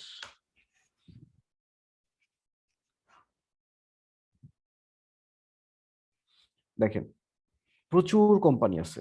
দেখেন এই টাইপের প্যাকেজিং এর জন্য 15 সেন্ট করে, এই টাইপের প্যাকেজিং 35 সেন্ট, এই টাইপের প্যাকেজিং 10 সেন্ট। সো দেখেন এগুলো সব কিন্তু প্যাকেজিং কোম্পানি। সো এরকম একটা কোম্পানির সাথে আপনি যোগাযোগ করবেন, করার পরে আপনি ওদেরকে হচ্ছে ব্ল্যাঙ্ক এআইটা দিবেন। ব্ল্যাঙ্ক এআই ফাইলটা দিয়ে আপনি বলবেন যে এই হচ্ছে ডাইমেনশন, আমি এই টাইপের প্যাকেজিং করতে চাই। ওরা আপনাকে কিছু স্যাম্পল দিবে, আপনি দেখবেন কোনটার জন্য প্রাইস কত, সব চেক টেক করে দেন হচ্ছে যে আপনি এটার জন্য প্যাকেজিং করবেন। দেন ওই প্যাকেজিং গুলো আপনার যে ম্যানুফ্যাকচারার আছে, ম্যানুফ্যাকচারার অ্যাড্রেসে পাঠিয়ে দিতে বলবেন। দেন ম্যানুফ্যাকচারার কি করবে, আপনার প্যাকেজিং এর ভিতরে আপনার ওই প্রোডাক্টটা ভরে দেন এটা শিপ করবে। ওকে, আর এটাও যদি আপনারা না পারেন, আপনারা কি করবেন, ব্ল্যাঙ্ক প্যাকেজিং যদি ওরা দেয় দেন ওইখানে স্টিকার দিতে পারেন, বাট দ্যাট ইজ নট, কি বলবো যে সাজেস্টেড, কারণ আপনি আপনার ব্র্যান্ড ক্রিয়েট করতেছেন। ওকে, বাট এটা যদি টেস্ট কেস হয় তাহলে ডিফারেন্ট ইস্যু। এবং ইভেন টেস্ট কেসেও আপনি আসলে এটাতেও এক্সাক্ট রেজাল্ট পাবেন না। কেন পাবেন না? কারণ হচ্ছে যে মানুষ অ্যামাজনে প্রোডাক্ট কিনে ফর ব্র্যান্ড। ওকে, এই হচ্ছে অবস্থা। আর হচ্ছে প্যাকেজিং কস্ট নরমালি। আচ্ছা ভাই, আমাদের প্যাকেজিং কস্ট হচ্ছে অ্যাডিশনাল কস্ট। এখন আমি যদি প্রোডাক্ট সোর্সিং করতে করার পর দেখি যে প্যাকেজিং কস্ট এগুলো আমি অ্যাড করতে গেলে একটু আমার কস্টিংটা বেড়ে যায়, হুম। সেক্ষেত্রে আমি কি করব? তখন আমার জন্য ডিফিকাল্ট হয়ে নর্মালি যাবে। হচ্ছে ওই প্রোডাক্টটাই আপনি বিক্রি করবেন না, এটা হচ্ছে প্রথম সাজেশন। আচ্ছা। বিকজ আপনি কিন্তু ব্র্যান্ড বানাচ্ছেন আপনার। সো আপনি ব্র্যান্ড বানাইতে যে আপনার যদি প্রাইসিং পোষাইতে না পারেন, তাহলে কি আপনার ব্র্যান্ড বানাতে যাওয়া ঠিক হবে? হবে না। আপনি জোর করে ওটা তো বিক্রি করার দরকার নেই, আপনি পারতেছেন না প্রফিট রাখতে, ফরগেট ইট, প্রোডাক্টের তো অভাব নাই। এই জন্য আমরা 15-20টা প্রোডাক্ট আমরা বের করে দেন আমরা ওই লিস্টে রাখছিলাম, মনে আছে? ওই লিস্ট থেকে আমরা শর্ট লিস্ট করতেছিলাম। এখন শর্ট লিস্ট করার সময় আমরা দেখলাম যে প্রোডাক্টটা ভালো, কিন্তু এই প্রোডাক্টটা আমি সাপ্লায়ার ঠিক মতো পাচ্ছি না, রাইট? প্রোডাকশন ঠিক মতো আমি করতে পারতেছি না। তখন ওই প্রোডাক্টটা ভালো প্রোডাক্ট হিসেবে হইলেও আমি কিন্তু ওটা লঞ্চ করতে পারবো না। দেন আমাকে আরেকটা ইয়াতে যেতে হবে, প্রোডাক্টে যেতে হবে। মানে সেম এক্সাক্ট একটা আমার সাথে এরকম হয়েছে যে যেই পণ্যগুলা মানে দেখতেছি অনেক সেল হচ্ছে, তো আমার তো দেখছিলাম অনেকগুলো আমি অনেক মেনলিস্ট করছিলাম 15-20টা। তো পরে মানে অনেক সেলারের সাথে কথা বলছি, কিন্তু সামহাও আমার প্রফিট মার্জিন মানে 20-এর নিচে নেমে যাচ্ছে, মানে খুবই হচ্ছে না। দেন হুম। আমার মনে পড়লো আপনি ক্লাস ওই যে দেখাইছিলেন না এটার কোনটার যে পে আউট বেশি বেশি হুম। আপনি দেখাইছিলেন, তো ওইটা আমার মনে পড়ছে। তখন আমি বলছি না ভাই, তো এটা বুঝতে, তখন আমি দেখলাম কি আমি ওই যেই পণ্যগুলা প্রথমে ডিসাইড করছিলাম যে এইগুলো আমি সাপ্লায়ার খুঁজি, দেন হুম। ওইগুলো আমার বাদ গেছে। পরে আমি মানে সেটা অন্য পণ্য নিয়ে আমি এখন কাজ করছি। এইগুলো এমনকি আপনি বিলিভ ইট অর নট, এইগুলো আমার 50%ও দু একটা প্রফিট মার্জিন দেখতে থাকতেছে। ইন্টারেস্টিং। সো আপনি কোন ট্রিক্সটা খাটাইছেন সেটা আপনি বলেন, তাহলে আমার মনে হয় এখানে সবাই ক্লিয়ারলি বুঝবে যে আহ, না পাইলে পারে কি করব আমরা। প্রথমে আমি আমি যেটা দেখলাম মানে শিটে ঘুষায় আমি যেটা আমি 12টা-15টার মতো প্রোডাক্ট প্রথমে ইয়া করছি, ওগুলো রিসার্চ করে একবারে লো কম্পিটিটিভ নিয়ে হুম। একবারে ওকে, প্রত্যেকটাই মানে মানে প্রোডাক্ট রিসার্চের ক্রাইটেরিয়া ফুলফিল করে এরকম হ্যাঁ সবগুলো প্রোডাক্ট ওখানে হ্যাঁ আছে। হ্যাঁ, এরকম সবগুলা নিছি। হুম। তো নেওয়ার পর আমি কি করছি দেখছি যে কোনগুলা প্রথমে আমি ভাবছি যে যেগুলা বেশি চলতেছে মার্কেটে, মানে যে প্রোডাক্ট গুলা সবাই প্রচুর সেল করতে যে সেলাররা, তো আমি সেটা কাজ হুম। করব। তো এবং এবং আর একটা যে আমি তো ইনিশিয়াল তো যেই প্রোডাক্ট গুলো একটু দাম কম মানে এই প্রাইস রেঞ্জ কম হবে ওইগুলো নিয়ে আমি কাজ করবো, যাতে আমার ইনভেন্টরি কম টাকার লাগে। তো হুম। তারপর আমি আহ, প্রথমে এরকম 2-3টা প্রোডাক্ট ইয়া করছি। তো এই 3টা প্রোডাক্ট সাপ্লায়ার খুঁজতে যায়, যেমন একটা প্রোডাক্টের আমি সেলিং প্রাইস দেখলাম আপনার 6 পিসের একটা সেট আপনার 17-18 এরকম ছিল হচ্ছে অ্যাভারেজ প্রাইস। হুম।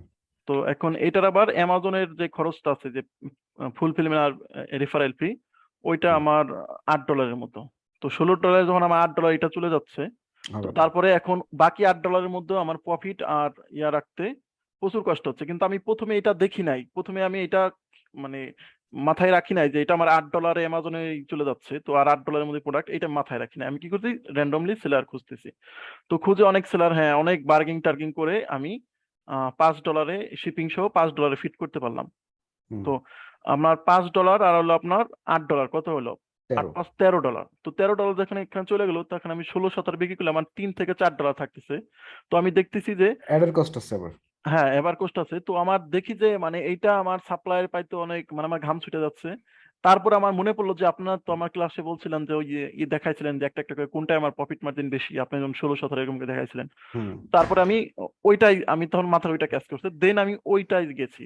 যাই আমি কি করছি, এক্সেলে গ্রিন বাটন দিছি যে আমার মানে অলমোস্ট যা সেলিং প্রাইস তার থেকে আপনার আপনার ধরেন $30 যদি আমার হুম। সেলিং প্রাইস হয়, সেই ক্ষেত্রে কার কার ক্ষেত্রে অ্যামাজন পে আউট প্রায় $20 কাছাকাছি থাকতেছে। এক্স্যাক্টলি। হ্যাঁ, তো আমি ওইগুলা বের করছি যে $20, $17, $18 এরা কার কাছে। তো এখানে যাই দিছি দু একটা মানে এখানে যাই $21-22 এরকম প্রোডাক্ট পাইছি। দেন তারপরে আমি যখন দেখছি ম্যাক্সিমাম আমি আর কোনটাই ব্লু হয়েছে, যে আমার $20 বা $22 যে রেঞ্জটা ধরছি বা তার উপরে, সেটাই ম্যাক্সিমাম কারা এরকম প্রোডাক্ট পাইছি যে আপনার 10টার মধ্যে 7টা-8টা এরকম রেঞ্জে পাইছি। হ্যাঁ, তো আমি তখন কি ভাবলাম যে কি বোকা আমি করতেছিলাম, আমি এই প্রোডাক্ট গুলো রাখে ওই ওই প্রোডাক্ট গুলা খুঁজতেছিলাম, এবং যে প্রোডাক্ট গুলা খুঁজতেছিলাম সেখানে যাই এই রেঞ্জ আমার পড়ছে মাত্র 2টা-3টা, হুম। অথচ আমার কাছে কিন্তু 7টা-8টা রয়েছে এই রেঞ্জে। অলরেডি ভালো প্রোডাক্ট অলরেডি আছে যেটাতে মার্জিন বেশি, আপনি হ্যাঁ সোর্সিং এ যদি ভালো নাও করতে পারেন, still you can make huge হ্যাঁ, প্রফিট মার্জিন। প্রফিট করতাম। তারপর আমি এইটা নিয়ে যখন মার্কেটে নামলাম যে যেগুলো আমার বেশি আছে, তো আমি একটা প্রোডাক্টে করছি আমি 20টা ডাটা বের করছি একটা প্রোডাক্টের। তো 20টা ডাটা বের করে দেখি ওইখানে আপনার মানে 14টা পাইছি আমি 20-এর উপরে তাকে প্রফিট মার্জিন রয়েছে। হ্যাঁ, যাদের সেলিং প্রাইস আপনার 32-30 এরকম। তো রাইট। 14টা, তারপর আমি ওইটা ইয়া করতে গেলাম, এখন যাই দেখলাম ঠিক আছে এখানে তোমার 50% উপরে প্রফিট মার্জিন রয়েছে। তো আমি আমার এখানে সেলার পাইতেও কষ্ট হইতেছে না। রাইট। তো সো আপনি এখান থেকে আমরা কি শিখলাম? আহ, দেখতে হবে যে আমার ওই মানে আপনার অ্যামাজন যে খরচ বাদ দিয়ে অ্যামাজন পে আউট যেটা থাকে, এটা একটা ইম্পর্টেন্ট বিষয় আমার কাছে মনে হয়েছে আর কি, যে অ্যামাজন পে আউট যেটা থাকে, যে খরচ বাদ দিয়ে ওইটার মধ্যে আমি কত কমে, মানে যেটা বেশি রয়েছে অ্যামাজন পে আউট সুদা হিসাব যেটা বেশি রয়েছে আর কি, তো সেইটাইলে প্রোডাক্ট ম্যানেজ করা সোজা আর কি। তো আমরা শর্টলিস্ট যখন করব, আমরা তো একটা শিট বানাইছিলাম। এই শিটটাতে অনেক ডেটা আছে। এখন আমাকে আগের ক্লাসে যে কোশ্চেনটা আসছিল সেটা হচ্ছে যে কিভাবে আমি ইয়া করব, কি বলে যে শর্টলিস্ট করব প্রোডাক্টগুলোকে। সো এটা ডিপেন্ড করে, রাইট, যে অনেক সময় দেখা যাবে যে একটা ক্রাইটেরিয়া ম্যাচ করতেছে, একটাতে ক্রাইটেরিয়া ম্যাচ করতেছে না, কোনোটাতে সাপ্লায়ারের কস্টিং বাড়তেছে, অথচ আমি কিন্তু শর্টলিস্ট করে রাখছি, আমি হয়তো সাপ্লায়ারই খুঁজে পাচ্ছি না। কোনোটাতে দেখবেন যে প্রফিট মার্জিন অনেক বেশি আছে, সেটার হয়তো ভালো সাপ্লায়ার পেয়ে যেতে পারি। সো অনেক কিছু ডিপেন্ড করে, এই জন্য এই শিটটা খুব ইম্পর্টেন্ট, এবং এই শিটটা রিড করতে পারাটাও খুব ইম্পর্টেন্ট। যেমন হচ্ছে যে প্রফিট যেগুলোর বেশি মার্জিন সেগুলো আমরা যদি আগে রাখি, তাহলে কি হবে, আমাদের আসলে মার্কেটে উইন করতে সুবিধা হবে। কারণ সবসময় যে আমি ভালো সাপ্লায়ার পাবো, নট নেসেসারি। অনেক সময় ভালো সাপ্লায়ার আমি পাবো না, বাট স্টিল আমি হয়তো ওই প্রোডাক্টের মার্জিন ভালো থাকার কারণে আমি পার হয়ে যাবো প্রোডাক্টটা থেকে। এই ক্ষেত্রে কি ভাইয়া, আমরা যখন প্রোডাক্ট রিসার্চ করবো, প্রোডাক্ট প্লাস সাপ্লায়ার রিসার্চ একসাথে করলে ভালো হয় না ভাইয়া? তাহলে এটা মনে করেন প্রোডাক্ট ম্যাচ করলো, না, সাপ্লায়ার ম্যাচ করলো। সাপ্লায়ার আপনি আগে করবেন না। আপনি যখন জানেন যে এইগুলো আপনার ভালো প্রোডাক্ট, দেন আপনি সাপ্লায়ারে যাবেন। আপনি আগে মানে একসাথে সাপ্লায়ার আর প্রোডাক্ট রিসার্চ করা যাবে না, কারণ আপনি তো জানেন না। আপনি শর্টলিস্ট কখন করছেন, আপনি ডিসিশন নিয়ে ফেলছেন যে এই these are my good product, then আপনি সাপ্লায়ার বের করার জন্য যাবেন অ্যাকর্ডিং টু ক্রাইটেরিয়া। এখানে একটা আসছে, কমেন্ট আসছে, $25 থেকে $30 পণ্য না হলে লাভ হবে না। দিস ইজ 100% রং, 100% রং। এই কনসেপ্ট একদম ভুল কনসেপ্ট। কেন? আপনি $20 প্রোডাক্ট বিক্রি করে আপনি $10 প্রফিট করতে পারেন, এরকম প্রোডাক্টও আছে। আবার আপনি $15 প্রোডাক্ট বিক্রি করে $5 প্রফিটও করতে পারবেন। $15 প্রোডাক্টে $5 প্রফিট মানে হচ্ছে 30% প্রফিট মার্জিন, 33% প্রফিট মার্জিন। ওকে, এরকম প্রোডাক্ট আমি নিজে সেল করি, এই জন্য আমি বললাম যে এরকম প্রোডাক্টও আছে, পাওয়া যায়। ওকে, সো প্রোডাক্টের প্রিমিয়ামনেসটা তৈরি করার জন্য আর পারসিভ ভ্যালু বাড়ানোর জন্য তো প্যাকেজিংটা খুবই ইম্পর্টেন্ট, তাই না ভাইয়া? রাইট, এটা আমি আসতেছি। সো যেটা বললাম যে কত টাকার প্রোডাক্ট বিক্রি করতেছেন এটা ইম্পর্টেন্ট। ইম্পর্টেন্ট হচ্ছে আপনি কত প্রফিট করতে পারতেছেন, এবং প্রফিট যে কোনো প্রোডাক্ট বিক্রি করে করতে পারেন। এরপর আসি পারসিভড ভ্যালু। পারসিভড ভ্যালুটা হচ্ছে যে আপনার কস্টিং না বাড়ায় বা একটা অ্যাভারেজ কস্টিং রেখে কিভাবে ওই প্রোডাক্টটার সেলিং প্রাইস বাড়ানো যায়।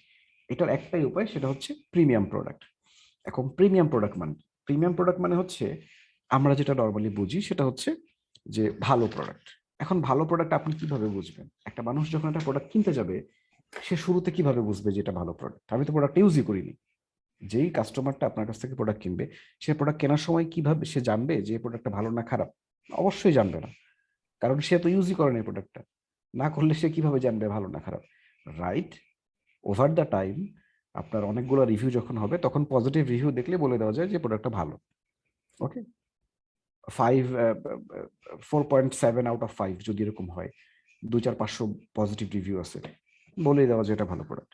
কিন্তু স্টিল অনেকগুলো যখন কম্পিটিটর থাকবে, সবার যখন একই রকমের রিভিউ আছে, প্রাইসিং আছে, তখন কিভাবে বুঝতে পারবেন?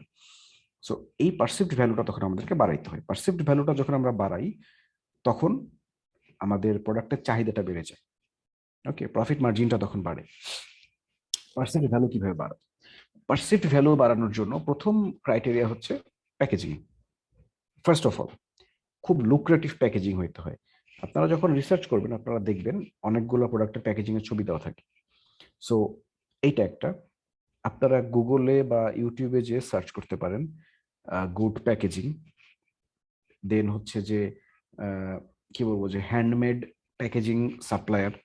সো অনেক সময় কি হয়, যে কোনো প্রোডাক্টের ক্ষেত্রেই আমরা কি হয় যে এই টাইপের প্যাকেজিং করি, রাইট?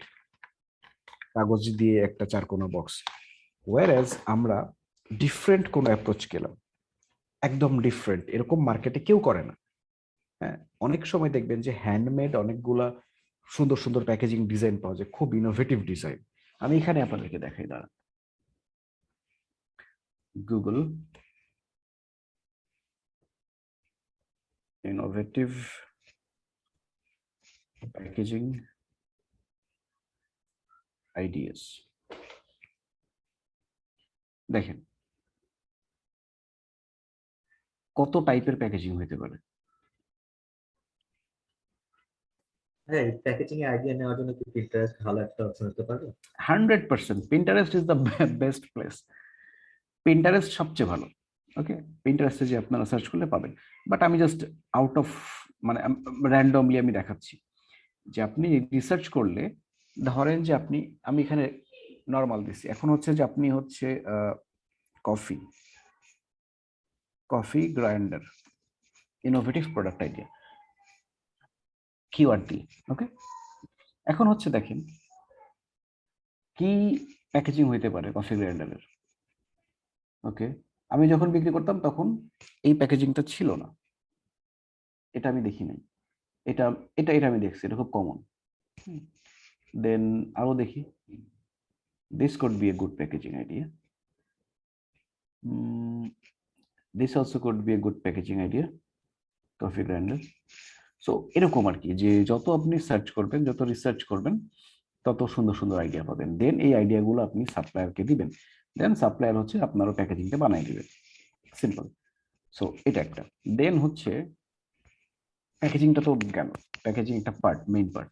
এরপরে হচ্ছে আপনার ওয়েলকাম নোট কাস্টমারকে দেওয়া। কাস্টমারকে যখন ওয়েলকাম নোট দেবেন, এখানে কি থাকবে, আপনি আপনার ব্র্যান্ডের হিস্ট্রিটা বলবেন, যে যেমন ধরেন যে how your brand was started, অথবা হাউ, ধরেন যে আপনার ব্র্যান্ডের নাম হচ্ছে কি বলবো, জাভা প্রেস। জাভা প্রেস একটা ভালো কফি ব্র্যান্ডের নাম। How Java press was started দিয়ে ওইখানে আপনি একটা স্টোরি লিখলেন। স্টোরিটা কিরকম, যে কিভাবে আপনার ব্র্যান্ডটা শুরু করলেন, একটা গল্প। যেমন ধরেন যে যে কোনো গল্প হইতে পারে এটা, যে আপনারা দুজন ফ্রেন্ড মিলে একদিন চিন্তা করতেছিলেন এটা করবেন এটা করবেন, করতে করতে দেন আপনারা এটা করলেন, দেন আপনারা সবচেয়ে ভালো একটা কফি গ্রাইন্ডার বানাইলেন। Come up with a story, any story, that is a welcome message. এই যে ফিলটা, এটা হচ্ছে একটা বাইরের সাথে একটা সেলারের একটা কানেকশন, যে আপনি একটা সেলারকে বোঝাচ্ছেন যে ইট বিলংস টু ইউ। ওকে, এই যে ব্রিজটা ক্রিয়েট করতেছেন, এই ব্রিজটা ক্রিয়েট করাটা ইম্পর্টেন্ট, দিলেন। তারপরে হচ্ছে ধরেন যে কফি গ্রাইন্ডার আপনি বিক্রি করতেছেন, এই কফি গ্রাইন্ডারে আপনি এর হচ্ছে কিভাবে ইউজ করতে হয়, কিভাবে ক্লিন করতে হয়, ইনস্ট্রাকশন দিলেন, একটা ইনস্ট্রাকশন ম্যানুয়াল দিলেন ছোট্ট করে সুন্দর করে। ইনস্ট্রাকশন ম্যানুয়ালের পাশাপাশি ধরেন যে কিভাবে কফি বানাবে, বা কফির 2-3টা রেসিপি দিতে পারেন, যে কিভাবে এসপ্রেসো বানাবে, কিভাবে এটা বানাবে, কিভাবে ওইটা বানাবে, এইরকম। সো এই জিনিসগুলো সব যখন একসাথে দিবেন, একটা সুন্দর পাউচ দিবেন, পাউচের মধ্যে আপনার লোগো থাকবে, দেন একটা কাস্টমার যখন হাতে পাবে, জাস্ট ইমাজিন আপনার হাতে খুব প্রিমিয়াম প্যাকেজিং এর একটা প্রোডাক্ট, মানে খুবই সুন্দর প্রিমিয়াম প্যাকেজিং। মানে মোট কথা হচ্ছে যে আমি বলবো যে প্যাকেজিং এ যত খরচ করতে পারেন তত বেটার। কারণ একটা প্রোডাক্ট কিন্তু শুরুতে, আপনি ধরেন একটা আইফোন কিনছেন, আপনি কি আইফোনটা সবার আগে দেখতে পাবেন না, আপনি আগে দেখবেন প্যাকেজিংটা, বক্সটা। সো বক্সটাই হচ্ছে আপনার ফার্স্ট ইমপ্রেশন। আপনার ফার্স্ট ইমপ্রেশনে যদি আপনি কাস্টমারকে কনভিন্স করতে না পারেন, কাস্টমার আপনার প্রোডাক্টটাকে মানে ওইভাবে নিবে না। একটা র্যান্ডম প্যাকেজিং এর প্রোডাক্ট আসলে আমি কি করবো, আসবে, আমি খুলবো, প্যাকেজিংটা ফালাই দেবো, ফালাই দিয়ে প্রোডাক্টটা নিব, আমার ভেতরে কোনো চেঞ্জ হবে না। কিন্তু একটা সুন্দর, ভয়ানক রকম সুন্দর প্যাকেজিং যদি হয়, যাতে প্রোডাক্ট মানে প্যাকেজিংটা দেখলেই মনে হয় যে প্রোডাক্টের চেয়ে প্যাকেজিং এর দাম বেশি, এরকম একটা ফিল হয়, তখন মানে আপনি নিজেই তখন ফিল করবেন যে okay, this is a premium packaging and this is a premium product. প্যাকেজিংটা খুলবেন, খোলার পরে আপনি দেখলেন যে একটা থ্যাংক ইউ মেসেজ দেওয়া, একটা ওয়েলকাম নোট দেওয়া, একটা ইনস্ট্রাকশন ম্যানুয়াল দেওয়া, কয়েকটা কফির রেসিপি দেওয়া, তখন কি হবে, customer will be more then happy. সে একটা প্রোডাক্ট পাচ্ছে না সাথে সাথে, সে প্রোডাক্টের সাথে সাথে একটা কফির পাচ্ছে, এক ধরনের একটা পাউচ দিলেন আপনি, পাউচ পাচ্ছে, পাউচের দাম আছে, তারপরে প্যাকেজিং এর একটা দাম আছে, তারপরে আপনি তাকে কফি বানানোর ধরেন যে 5টা দিলেন, রেসিপি দিলেন, রেসিপি তাকে খুঁজতে হইলো না, সে সাথে রেসিপিও পাইলো। সো দেখেন সে কিন্তু একটা গ্রাইন্ডার কিনছে, সাথে আর কি কি সে পাচ্ছে, পারসিভড ভ্যালু, প্যাকেজিং পাচ্ছে, সুন্দর packaging that makes the buyer happy, okay, instantly happy and create a very good impression about your product, about your brand. Then হচ্ছে সে একটা পাউচ পাইছে, সুন্দর একটা পাউচ, ভেরি নাইস, সে ওই প্রোডাক্টটা পাউচের মধ্যে রেখে সে স্টোর করে রাখতে পারবে প্রোডাক্টটা। দেন অনেকগুলো আপনি দিলেন, থ্যাংক ইউ দিলেন, ওয়েলকাম নোট দিলেন। That is how you create the perceived value. Okay, হ্যাঁ, একটা তো কোশ্চেন হচ্ছে, জি, ফর এক্সাম্পল সাপ্লায়ার তো জাস্ট খালি কফি গ্রাইন্ডার বানাচ্ছে, হ্যাঁ, ও আমাকে শুধু কফি গ্রাইন্ডার দিবে, কিন্তু পাউচ তো সে বানায় না, আবার রেসিপি তো সে বানায় না। তো আমাকে তো আরেকটা সাপ্লায়ার কাছ থেকে আমার পাউচ নিতে হবে, আরেকটা সাপ্লায়ার কাছ থেকে আমার কফি ইনগ্রেডিয়েন্ট গুলো নিতে হবে, তাই না? মানে রেসিপি গুলো কাট বানাতে হবে। তাহলে আমার 3-4টা সাপ্লায়ার করে যাচ্ছে না এখানে ভাইয়া? এই চারটা জিনিসটা আমরা মার্চ করবো কিভাবে? না, এখানে বিষয় হচ্ছে কি, দেখেন আপনি যখন কি বলবো যে নর্মালি কফি গ্রাইন্ডার, আমি তো জাস্ট র্যান্ডমলি একটা এক্সাম্পল দিলাম, নর্মালি যে কফি গ্রাইন্ডার বিক্রি করে তার কাছে নর্মালি আপনি পাউচটা পাবেন। আর যদি না পান বা বেশি এক্সপেন্সিভ মনে হয়, তাহলে পাউচের জন্য আলাদা সাপ্লায়ার একটা বের করবেন, দাম খুবই কম হবে। আপনার মাথায় রাখতে হবে যে আপনি কতটুকু করতে পারবেন প্রিমিয়াম। আমি বললাম এর মানে এই না যে আপনি লস করে হইলেও আপনার পার্সেন্ট ভ্যালু বাড়াবেন, তা তো করবেন না। আপনি দেখবেন কত কমে করা যায়। এই যে প্যাকেজিংটা, এটা একজনের কাছ থেকে করে নিলেন, খরচ খুব বেশি করা যাবে না, মাথায় রাখবেন এটা। দেন আপনি হচ্ছে যে গুগলে সার্চ করলে আপনি নিজে কয়েকশো রেসিপি পাবেন, ওইখান থেকে আপনি 2টা রেসিপি লিখে দিতেই পারেন, রাইট? আপনার এটা রেসিপির জন্য জাস্ট কি লাগবে, কাগজ, আপনি কন্টেন্টটা দিয়ে দিলেন, ওরা প্রিন্ট করে দিয়ে দিবে প্যাকেজের মধ্যে, রাইট? এটার জন্য আসলে আলাদা কোনো খরচ নাই। তারপরে পাউচের দাম, সরি ভাইয়া, ফুলফিলমেন্ট যখন হবে ভাইয়া, এই প্রোডাক্ট গুলো যখন মার্জ হবে একসাথে, মনে করেন একজনের কাছে পাউচ আছে, এক সাপ্লায়ার কাছে পাউচ আছে, আর একজনের কাছে কফি গ্রাইন্ডার আছে, দুটো তো আমার এক জায়গায় আনতে হবে, তো মার্জ করতে হবে, প্যাকেজিং করতে হবে, সেক্ষেত্রে সেটা কিভাবে করবো আমরা? আপনি সবগুলা সাপ্লায়ারের কাছে পাঠিয়ে দিবেন, ম্যানুফ্যাকচারের কাছে, মানে যেখানে আপনার ফাইনাল প্যাকেজিংটা হবে, ফাইনাল বক্সটা রেডি হবে। কোথায় ফাইনাল বক্সটা রেডি হবে? যেখানে আপনার প্রোডাক্ট গুলো আছে, রাইট? অথবা যে শিপিং এজেন্ট তার কাছে বেস্ট হয়, যে যার কাছে মেইন প্রোডাক্টটা থাকবে তার কাছে সবকিছু পাঠিয়ে দিবেন, সেইগুলোকে প্যাকেজিং এর মধ্যে ঢুকায় রেডি করে উপরে এফএনএসকেউ কোড দিয়ে শিপ করবে। ওকে, ভাই আমরা সবুজ ভাই একটু আগে যেটা বললো যে যে মেইন যে ম্যানুফ্যাকচার ও পরে কি ওর লোগো দিয়ে দেয়, হ্যাঁ, তো ওইটা অ্যাভয়েড করার জন্য তো আমরা আলিবাবা থেকে প্যাকেজিং এর একটা সাপ্লায়ার খুঁজে বের করলাম, তাহলে কি ওর কাছে পাঠিয়ে দেওয়া ভালো হবে না, যে মেইন প্যাকেজিংটা যে করবে? না না না, মেইন প্যাকেজিং যে তার কাছে পাঠাবেন কেন, ওর কাছে তো প্রোডাক্ট নাই। আচ্ছা আচ্ছা, আর সে তো আপনার প্রোডাক্টের দায়িত্ব নেয় নাই, সে আপনার শুধু প্যাকেজিং বানানোর দায়িত্ব নিছে। কিন্তু যে আচ্ছা, প্রোডাক্ট ম্যানুফ্যাকচার করতেছে তার কিন্তু দায়িত্ব হচ্ছে প্রোডাক্টটা রেডি করে দেওয়া। জি ওকে, জি জি, সো আচ্ছা। আপনি তাকে বলেই নিবেন যে আমার সাপ্লায়ার আছে প্যাকেজিং এর, সে তোমাকে পাঠিয়ে দিবে, তোমার অ্যাড্রেসটা দাও, দেন ও অ্যাড্রেস দিয়ে দিলে আপনি এটা পাঠিয়ে দিবেন। মানে এটা হচ্ছে যে আপনি করতে গেলে আসলে এই জিনিসগুলো বের করে ফেলতে পারবেন। আচ্ছা ভাই, প্যাকেজ নিয়ে কথা হলো, এখন একটা কথা ধরেন, প্রোডাক্ট যে বিষয়টা, প্রিমিয়াম প্রোডাক্ট একটা বিষয়, একটা বিষয় ধরেন আপনি যে কফি গ্রাইন্ডার বলেন, তো কফি গ্রাইন্ডার তো ধরেন একই, ধরেন ম্যানুয়াল গ্রাইন্ডার বা ইলেকট্রিক গ্রাইন্ডার হবে, এটা কিন্তু ডিফারেন্ট ডিজাইন আছে, একই পণ্যের কিন্তু ডিজাইন, বা একটা ফোনই কিন্তু অ্যান্ড্রয়েড ফোনের অনেক রকম ডিজাইন, তাই না? তো সেই ক্ষেত্রে আমরা মানে যে ডিজাইনের ভেরিয়েশন আছে, এই ক্ষেত্রে আমরা ডিসিশন নেওয়ার জন্য কি করব? কোন ডিসিশন? ধরেন আমি কোন প্রোডাক্টটা নিব, ও যেমন আচ্ছা, আপনি বলুন কফি গ্রাইন্ডার, ঠিক আছে, তো কফি গ্রাইন্ডারতে আপনার দেখেন ডিফারেন্ট ডিজাইন আছে, এখানে সেম মানে ম্যানুয়াল কফি গ্রাইন্ডারে। ওকে, আমি বলতেছি যে এটা একটা just example. First of all, হ্যাঁ হ্যাঁ, আমি যখন কফি গ্রাইন্ডার বিক্রি করতাম তখন মার্কেটে ডিফারেন্ট ডিজাইন ছিল না, তখন শুধু স্টেনলেস স্টিলের একটা কফি গ্রাইন্ডারই ছিল, এটা এমনি করে ঘুরাইতে হইতো, হ্যাঁ। ভিতরে কফি বিন দিয়ে, একটাই ছিল। সো এখন মার্কেটের কি অবস্থা আমি জানি না, আমি জাস্ট একটা এক্সাম্পল দিলাম। ওকে, এখন আপনারা যেই প্রোডাক্টটা করবেন, আপনাদের নিজেদের সবাই তো কফি গ্রাইন্ডার বিক্রি করবেন না, হ্যাঁ হ্যাঁ এক একজন এক এক প্রোডাক্ট। যেমন ধরেন যে আমরা একটু আগে যে প্রোডাক্টটা রিসার্চ করলাম, কি জানি ছিল, silicone silicone air air fryer fryer liner liner. তো এই যে এখানে দেখেন, এখানে কি কি দিতে পারেন দেখেন, চিন্তা করেন, জাস্ট ক্রিয়েটিভ চিন্তা করেন যে এই প্রোডাক্টটা এয়ার ফ্রায়ারের মধ্যে মানুষ ইউজ করে। তার মানে আপনি যদি ওটাকে পরিষ্কার করার জন্য কোনো কিছু দেন, ও তো ইউজ করবে এই জিনিসটা, রাইট? সো ওটাকে তো তার পরিষ্কার করতে হবে। পরিষ্কার করার জন্য যদি কোনো জিনিস দিয়ে দেন ওর সাথে, এটা তার জন্য কিন্তু অনেক হেল্পফুল হবে। তারপরে ধরেন যে গ্লাভস এটা দিতে ধরেন, পারে, হ্যান্ড গ্লাভস। হ্যাঁ একটা হ্যান্ড গ্লাভস দিতে পারেন যে ওটা বের করবে, রাইট? সো এরকম। তারপরে হচ্ছে আর কি কি দেওয়া যায় আপনি চিন্তা করেন। যেমন ধরেন যে এয়ার ফ্রায়ার নিয়ে আপনি নিজে স্টাডি করা শুরু করে দেন, এয়ার ফ্রায়ার দিয়ে কি করে। তারপরে ধরেন যে এয়ার ফ্রায়ারে বানানোর জন্য রেসিপি দিতে পারেন তাকে 10টা, গুগলে সার্চ করলে আপনি পাবেন ফ্রি সব, ওকে, 10টা রেসিপি। রেসিপি কিন্তু তো টাকা লাগে না, সো ওইখানে আপনার ব্র্যান্ডিং করে আপনি রেসিপি দিয়ে দিলেন। তারপরে হচ্ছে আরো অ্যাড করলেন কিছু, বাট এমন ভাবে অ্যাড করবেন না যে আপনার প্রোডাক্ট সোর্সিং করতে অনেক বেশি খরচ হয়ে যায়। ডেফিনেটলি আপনার সোর্সিং প্রাইসের ভিতরে অল্প একটু অ্যাড করে আপনি এই জিনিসগুলো করবেন।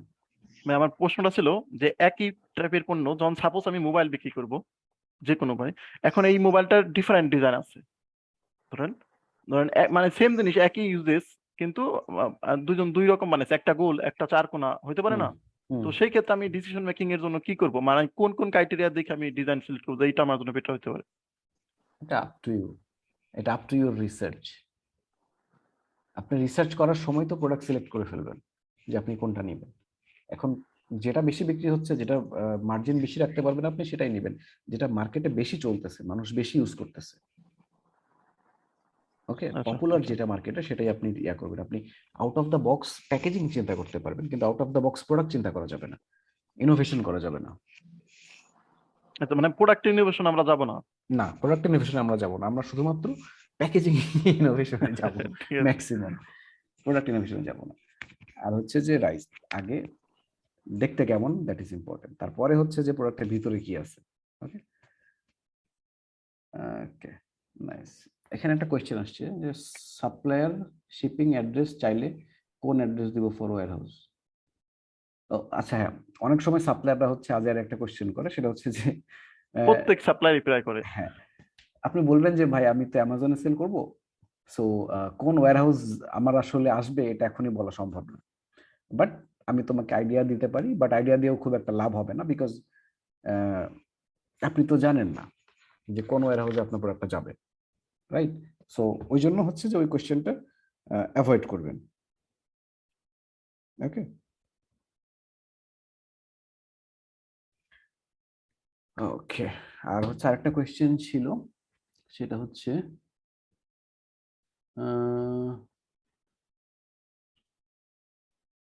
অ্যামাজনে বাংলাদেশ থেকে কিভাবে পাঠাবেন। বাংলাদেশে ইউপিএস অফিসে চলে যাবেন, ইউপিএস অফিসে যে ওদের সাথে কথা বলবেন, দেন ওরা আপনার প্রোডাক্টটা পাঠিয়ে দিবে। অ্যামাজনের জন্য ওদের আলাদা একটা প্রোগ্রাম আছে। আর যদি আপনারা আমাদের থ্রুতে পাঠাতে চান, আমরাও করে দিতে পারবো। সেক্ষেত্রে পারে আপনারা অনেকে মিলে যদি পাঠান আমাদের জন্য ইজি হয়, কারণ অল্প ইউনিট হলে আমাদের জন্য টাফ হয়ে যায়। ওকে, সো দিস ইজ ইট। একটা কোয়েশ্চেন আসছে, কোন ওয়্যার হাউসে যাবে কখন জানবো। আপনারা যখন প্রোডাক্টটা শিপমেন্ট ক্রিয়েট করবেন তখন আসলে জানবেন যে এটা কোন ওয়্যার হাউসে যাবে। ওকে, এটা লিস্টিং এর পরের পার্ট, শুরুতে আপনি জানবেন না। ফটোগ্রাফি ও কন্টেন্টের বিষয়টা আমরা দেখি, কিন্তু ভাইয়া একটা প্রশ্ন ছিল। হ্যাঁ বলেন। এই আমরা যে চায়না এই আলিবাবা থেকে যে প্রোডাক্টটা আমরা সোর্স করব, ওই প্রোডাক্টটা ইউএসএ মার্কেটে বা যে কোনো একটা অ্যামাজন মার্কেটে আমরা যেটা সেল করব, ওই মার্কেটের যে লোকেশনটা আমরা ওইখানে যে ওয়্যার হাউসে পাঠাবো, ওই লোকেশনটা আমরা কিভাবে পাবো? আবার বলেন কোশ্চেনটা। মানে আমরা যে প্রোডাক্টটা আমরা হোলসেল যে প্রোডাক্টটা আমরা নিলাম, ওই প্রোডাক্টটা যে অ্যামাজন ওয়্যার হাউসে পাঠাবো যে কোনো একটা মার্কেট প্লেসে, তো ওই যে ওইখানে ওই লোকেশনটা আমরা কিভাবে পাবো? আমি তো বললামই এখন, যেটা আপনি এখন পাবেন না, আপনি যখন শিপিং ক্রিয়েট করবেন তখন আপনি পাবেন আচ্ছা ভাই, কোন থ্যাংক ইউ ওয়্যার ভাই, হাউসে প্রোডাক্ট যাবে। Thank you.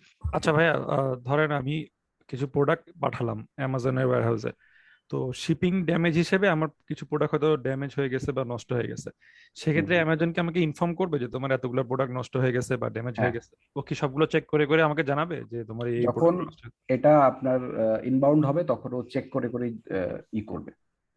মানে একদম ভিতরে বক্স খুলে খুলেও চেক করে দেখবে যে সব ঠিক না আছে কিনা? না, সে বাইরের বক্স যদি ভাঙা থাকে বা প্যাকেজিং নষ্ট হয়ে যায় তখন ওটা চেক করবে, তার আগে করবে আচ্ছা, না। তাহলে ভিতরের প্রোডাক্ট যদি নষ্ট হয়ে যায় সেক্ষেত্রে এটা কি হবে? সেক্ষেত্রে সে জানবে না, সেটা সে জানবে না। আচ্ছা, এটা ও হচ্ছে জানলো না, আমি কাস্টমারের কাছে যখন যাবে, হ্যাঁ। কাস্টমার রিফান্ড করবে তখন আপনি বুঝবেন। ও আচ্ছা আচ্ছা, এর আগে জানা পসিবল না। না।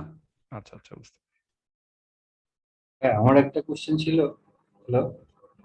আচ্ছা, আরেকটা কোশ্চেনের অ্যান্সার দিয়ে নেই। বিগিনার হিসেবে ইলেকট্রনিক প্রোডাক্ট সেলের জন্য সিলেক্ট করা ঠিক হবে কিনা? No, NO, no. হ্যাঁ, বলেন, কোশ্চেন করেন। হ্যালো। বলেন বলেন, শুনতে পাচ্ছি। দেখা যাচ্ছে যে এমন যদি হয় যে অ্যামাজনে ম্যানুয়াল কফি গ্রাইন্ডারটা সেল হচ্ছে বেশি, তো আমি এখানে দেখতেছি যে আমি যখন সাপ্লায়ার খুঁজতে যাচ্ছি তখন দেখতেছি ম্যানুয়ালের পাশাপাশি অটোমেটিক অথবা ইলেকট্রিক যেটা আছে সেটাও পাওয়া যাচ্ছে। তো এই ক্ষেত্রে যদি এখন নতুন একটা প্রোডাক্ট যেটা অ্যামাজনে এখন সেল হচ্ছে না, যে ম্যানুয়ালটা সেল হচ্ছে, সেইখানে কি আমার অটোমেটিকটা ইউজ করাটা কতটা ওয়াইজ ডিসিশন হবে? ওয়াইজ হবে না, বললামই তো যে ইনোভেশন করা যাবে না। আপনি তো আগেই প্রোডাক্ট সিলেক্ট করে রাখছেন, আপনি নতুন করে আবার আরেকটা প্রোডাক্ট নিয়ে চিন্তা করবেন কেন? আপনার তো প্রোডাক্ট সিলেক্ট করা আছে, শর্ট লিস্ট করা আছে। আপনার যদি নতুন একটা প্রোডাক্ট চলে আসে আইডিয়া, আবার রিসার্চ করেন, রিসার্চ করে দেখেন যে এটা ফিজিবল প্রোডাক্ট কিনা, আবার প্রোডাক্ট রিসার্চ করে দেখেন। আচ্ছা আচ্ছা, মানে কফি গ্রাইন্ডার যেটা হইলেই আমি যে প্রোডাক্টের ভেরিয়েশনে যাইতে পারবো, এটা ওয়াইজ ডিসিশন হবে না? না, আপনি তো আগেই সিলেক্ট করে ফেলছেন প্রোডাক্ট। আচ্ছা আচ্ছা। এরপর আচ্ছা ভাই, হচ্ছে আবার যে কোশ্চেনটা করছিলাম যে প্রোডাক্ট ড্যামেজের, তো অ্যামাজন হ্যাঁ, যখন আমাকে জানাবে যে তোমার এই প্রোডাক্টটা ড্যামেজ হয়ে গেছে, তখন আমি তাকে কি স্টেপ নিতে বলবো, যে এগুলো ফেলে দাও বা ভাই, কিছু? আমার মনে হয় যে this is not the valid question for this class. আচ্ছা আচ্ছা ওকে, আমরা আচ্ছা যদি অন্য টপিকের, ধরেন এটা হচ্ছে আপনার শিপিং এর ও আচ্ছা আচ্ছা আচ্ছা, ক্লাস বুঝতে আর পারছি, দিবে, ঠিক আছে ঠিক এখানে আছে করলে কনফিউজ হয়ে যাবে, অন্য যারা আছে তারা ঠিক ওকে আছে। কনফিউজ হয়ে যাবে। ওকে, সো এখানে একটা কোয়েশ্চেন আসছে যে আর কি কি সাইট আছে সোর্সিং এর জন্য? আরো অনেক রকম সাইট আছে। ওকে, এখানে একজন অলরেডি লিস্ট দিয়ে দিচ্ছে, আমি দেখতে পাচ্ছি। But Alibaba is always best. আলিবাবার পাশাপাশি অন্য কোনো কিছু যদি আপনারা করতে চান করতে পারেন, আমি আবার ওটা কপি করে দিলাম, এইগুলো থেকেও দেখতে পারেন। But Alibaba is always best. আর আলিবাবা ছাড়াও অন্য কোনো সাপ্লায়ার আপনারা ইয়ে করতে পারেন। গুগলে যাবেন, যে প্রোডাক্টটা লিখবেন, লেখার পরে কোড ইনভার্টেড কমা দিবেন, দেওয়ার পরে প্লাস সাইন দিবেন, প্লাস সাইন দিয়ে সাপ্লায়ার প্লাস কান্ট্রি, ধরেন কান্ট্রি আপনি চায়নাতে না করে আপনি ইন্দোনেশিয়াতে করবেন, প্লাস ইন্দোনেশিয়া দিবেন, দিয়ে এন্টার দিবেন, দেওয়ার পরে দেখবেন কিছু সাপ্লায়ার পাবেন। সো এইভাবে কিপ ফাইন্ডিং, কিপ সার্চিং। ওকে, আর সাপ্লায়ার রিসার্চ নিয়ে আর একটা ক্লাস না, একটা ছোট্ট একটা লেকচার আমি দিব নেক্সট ক্লাসে। এটা হচ্ছে আলিবাবার বাইরে কিভাবে সাপ্লায়ারটা আমরা রিসার্চ করব। ওকে, আর হচ্ছে ফটোগ্রাফি কন্টেন্ট, হ্যাঁ আমরা হেল্প করি, কিন্তু এটা আসলে হেল্প না, এটা একটা সার্ভিস। বিকজ তাহলে তো আসলে আমার সবাইকে দিতে হবে, which will be difficult. So এটা একটা পেইড সার্ভিস আমাদের আছে। সো আপনাদের যাদের এই সার্ভিসটা লাগবে, they can reach out to me. Okay, ভাইয়া একটা প্রশ্ন ছিল। শিওর। এই আপনি ওই সময় বললেন যে আপনি একটা প্রোডাক্ট একজন সাপ্লায়ার কাছ থেকে নিছিলেন, বলছেন যে 1% খারাপ হইতে পারে, কোনো সমস্যা না, বাট 10% খারাপ হইলে ওইটা আপনি যে প্রোডাক্ট আপনি অ্যামাজনে সেল করবেন ওইটা থেকে যদি আপনাকে অ্যামাজন আবার যে খারাপ প্রোডাক্ট এই করে দেয়, ওনাকে বললে আপনি ওই প্রোডাক্ট আবার আপনাকে ফ্রি দিতে হবে, বলছিলেন না? দেন আমরা কি এরকম কিছু করলে যে আমরা অবশ্যই 10% খারাপ হয়েছে, আমাদেরকে এটা নেক্সট টাইম আমরা যে প্রোডাক্ট নেবো ওটা থেকে আমাদের আবার দিতে হবে? এক্স্যাক্টলি। ওই সময় আপনি 100টা প্রোডাক্ট নিচ্ছিলেন, এর মধ্যে মনে করেন যে আপনি 9টা হচ্ছে আপনার প্রোডাক্ট কাস্টমার রিটার্ন করছে, ড্যামেজ হ্যাঁ প্রোডাক্ট দেখায়। তো এই যে হ্যাঁ স্ক্রিনশট গুলো আপনি দিবেন আপনার সাপ্লায়ারকে, আগেই এটা বলে নেবেন যে তোমার যে 1% আমার 2% হইতে পারে, ওটা অ্যাকসেপ্ট হ্যাঁ করবো, কিন্তু এর বেশি হইলে তুমি কম্পেনসেট করবা কিনা, আমাকে হুম, রিটার্ন করবা কিনা বা রিফান্ড করবা কিনা। আমরা এই স্ক্রিনশট গুলো দিলাম, দেন নেক্সট টাইম ওর থেকে প্রোডাক্ট নিতে গেলে ওই আমাদের ওই প্রোডাক্ট গুলো যেগুলো খারাপ হয়েছিল আমাদের ওই প্রোডাক্ট গুলোর সাথে আমাদের ফ্রি দিতে হবে। এক্স্যাক্টলি। Thank you. এরপর হচ্ছে একজন লিখছে কিভাবে পাবো, কিভাবে কি পাবেন আমি বুঝি নাই। এরপরে হচ্ছে আমেরিকা থেকে প্রোডাক্ট নিলে প্রাইভেট লেভেল করা যাবে কিনা? হ্যাঁ, আপনি সৌদি আরব থেকে নিলেও করতে পারবেন প্রাইভেট লেভেল, আমেরিকা থেকে নিয়েও করতে পারবেন, ব্রাজিল থেকে নিলেও করতে পারবেন, যেখান থেকে মন চায় সেখান থেকে নিয়ে করতে পারবেন, এটা কোনো প্রবলেমের পার্ট না। মানে প্রাইভেট লেভেল কি, ভাইয়া লেভেল চেঞ্জ করা, দ্যাটস ইট। এখন আপনি চায়না থেকে নিলেন না, কোথা থেকে নিলেন, নেক্সট করেন। হ্যাঁ বলেন। এই আপনি ওই সময় বললেন যে আপনাদের থেকে যে বাংলাদেশে আমি একটা স্যাম্পল, যেটা আমি আপনাদের এখানে দুবাই নিলাম আগে, বাট আমি বাংলাদেশ থাকি না, ধরেন যে আমি কুয়েতে আছি, দুবাইয়ের সাথে প্রায় কাছাকাছি কান্ট্রি কুয়েতে আছি আমি, তো ওই স্যাম্পলটা কি কোনোভাবে আপনাদের মাধ্যম থেকে আমাদের কুয়েতে আনা সম্ভব? না না না, আমাদের থেকে কুয়েতে নেওয়া সম্ভব না, আমাদের সার্ভিস শুধুমাত্র দুবাই থেকে বাংলাদেশ। তা আমি কুয়েতে কিভাবে আনতে পারি কুয়েতে? আপনি ডিরেক্টলি কুয়েতের অ্যাড্রেস দিয়ে দিবেন, সে পাঠিয়ে দিবে সাপ্লায়ার। ঠিক আছে। কিভাবে আপনাদের পেইড সার্ভিস? আচ্ছা, পেইড সার্ভিসের জন্য যাদের পেইড সার্ভিস লাগবে তারা হচ্ছে যে মাহমুদ অথবা আমাকে আপনারা ইনবক্স করতে পারেন কি সার্ভিস লাগে সেটার জন্য। ওকে। আচ্ছা ভাই, আমরা ওই আলিবাবার যখন নিব প্রোডাক্ট, তখন মানে যে কোম্পানি থেকে নিব, ওর ওই কোম্পানির আর কি কি, মানে আপনি যেমন একটা দেখলেন আপনার ওই রেটিং, আর কত বছর ধরে সেল করে এরকম, মানে হ্যাঁ, কত বছর সেল করে, তারপর হচ্ছে ট্রেড অ্যাসুরেন্স নিতে পারেন, এরপরে হচ্ছে গোল্ড সাপ্লায়ার কিনা এটা দেখবেন। Gold supplier. ওকে, সো আর কারো কোনো কোশ্চেন আছে? ভাই একটা কোশ্চেন, সাপ্লিমেন্টের একটু ফিচার বা এই রিলেটেড বাজে মার্কেট, সাপ্লিমেন্ট মার্কেট ভুলে যান, সাপ্লিমেন্ট মার্কেটে ঢুকিয়েন না এখন। আগে 2-3টা প্রোডাক্ট নিয়ে সাকসেসফুল হন, দেন সাপ্লিমেন্ট মার্কেট ঢুকেন। খুব ভয়ঙ্কর রকম কম্পিটিটিভ মার্কেট।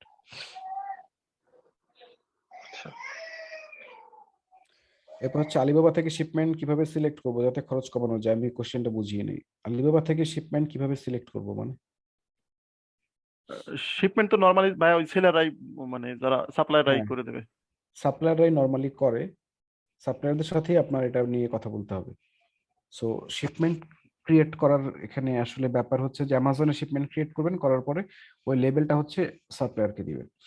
আর হচ্ছে সাপ্লায়ারের সাথে আপনি নেগোশিয়েট করতে পারেন যে ইউএসএ তে পাঠানোর জন্য সাপ্লায়ার কত টাকা নেবে আপনার টোটাল এন্টার শিপমেন্টের জন্য, পার ইউনিট কত করে আসে, আপনি ওটা হিসাব করবেন, করে দেখবেন যে আপনার জন্য ফিজিবল হয় কিনা খরচটা।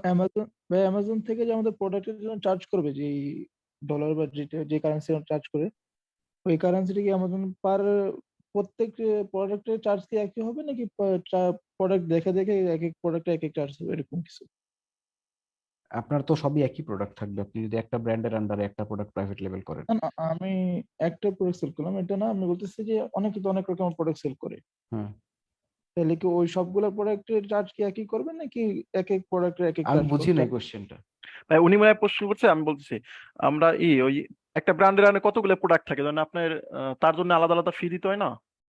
আপনার এটা তো প্রোডাক্ট ওয়াইজ হবে, আপনি মোবাইলের দাম আর কলমের দাম কি অ্যামাজন সেম রাখবে নাকি? হ্যাঁ, ওইটাই বলছে মনে হয়। হ্যাঁ ভাই, ওইটাই এটাই। ওইটাই same।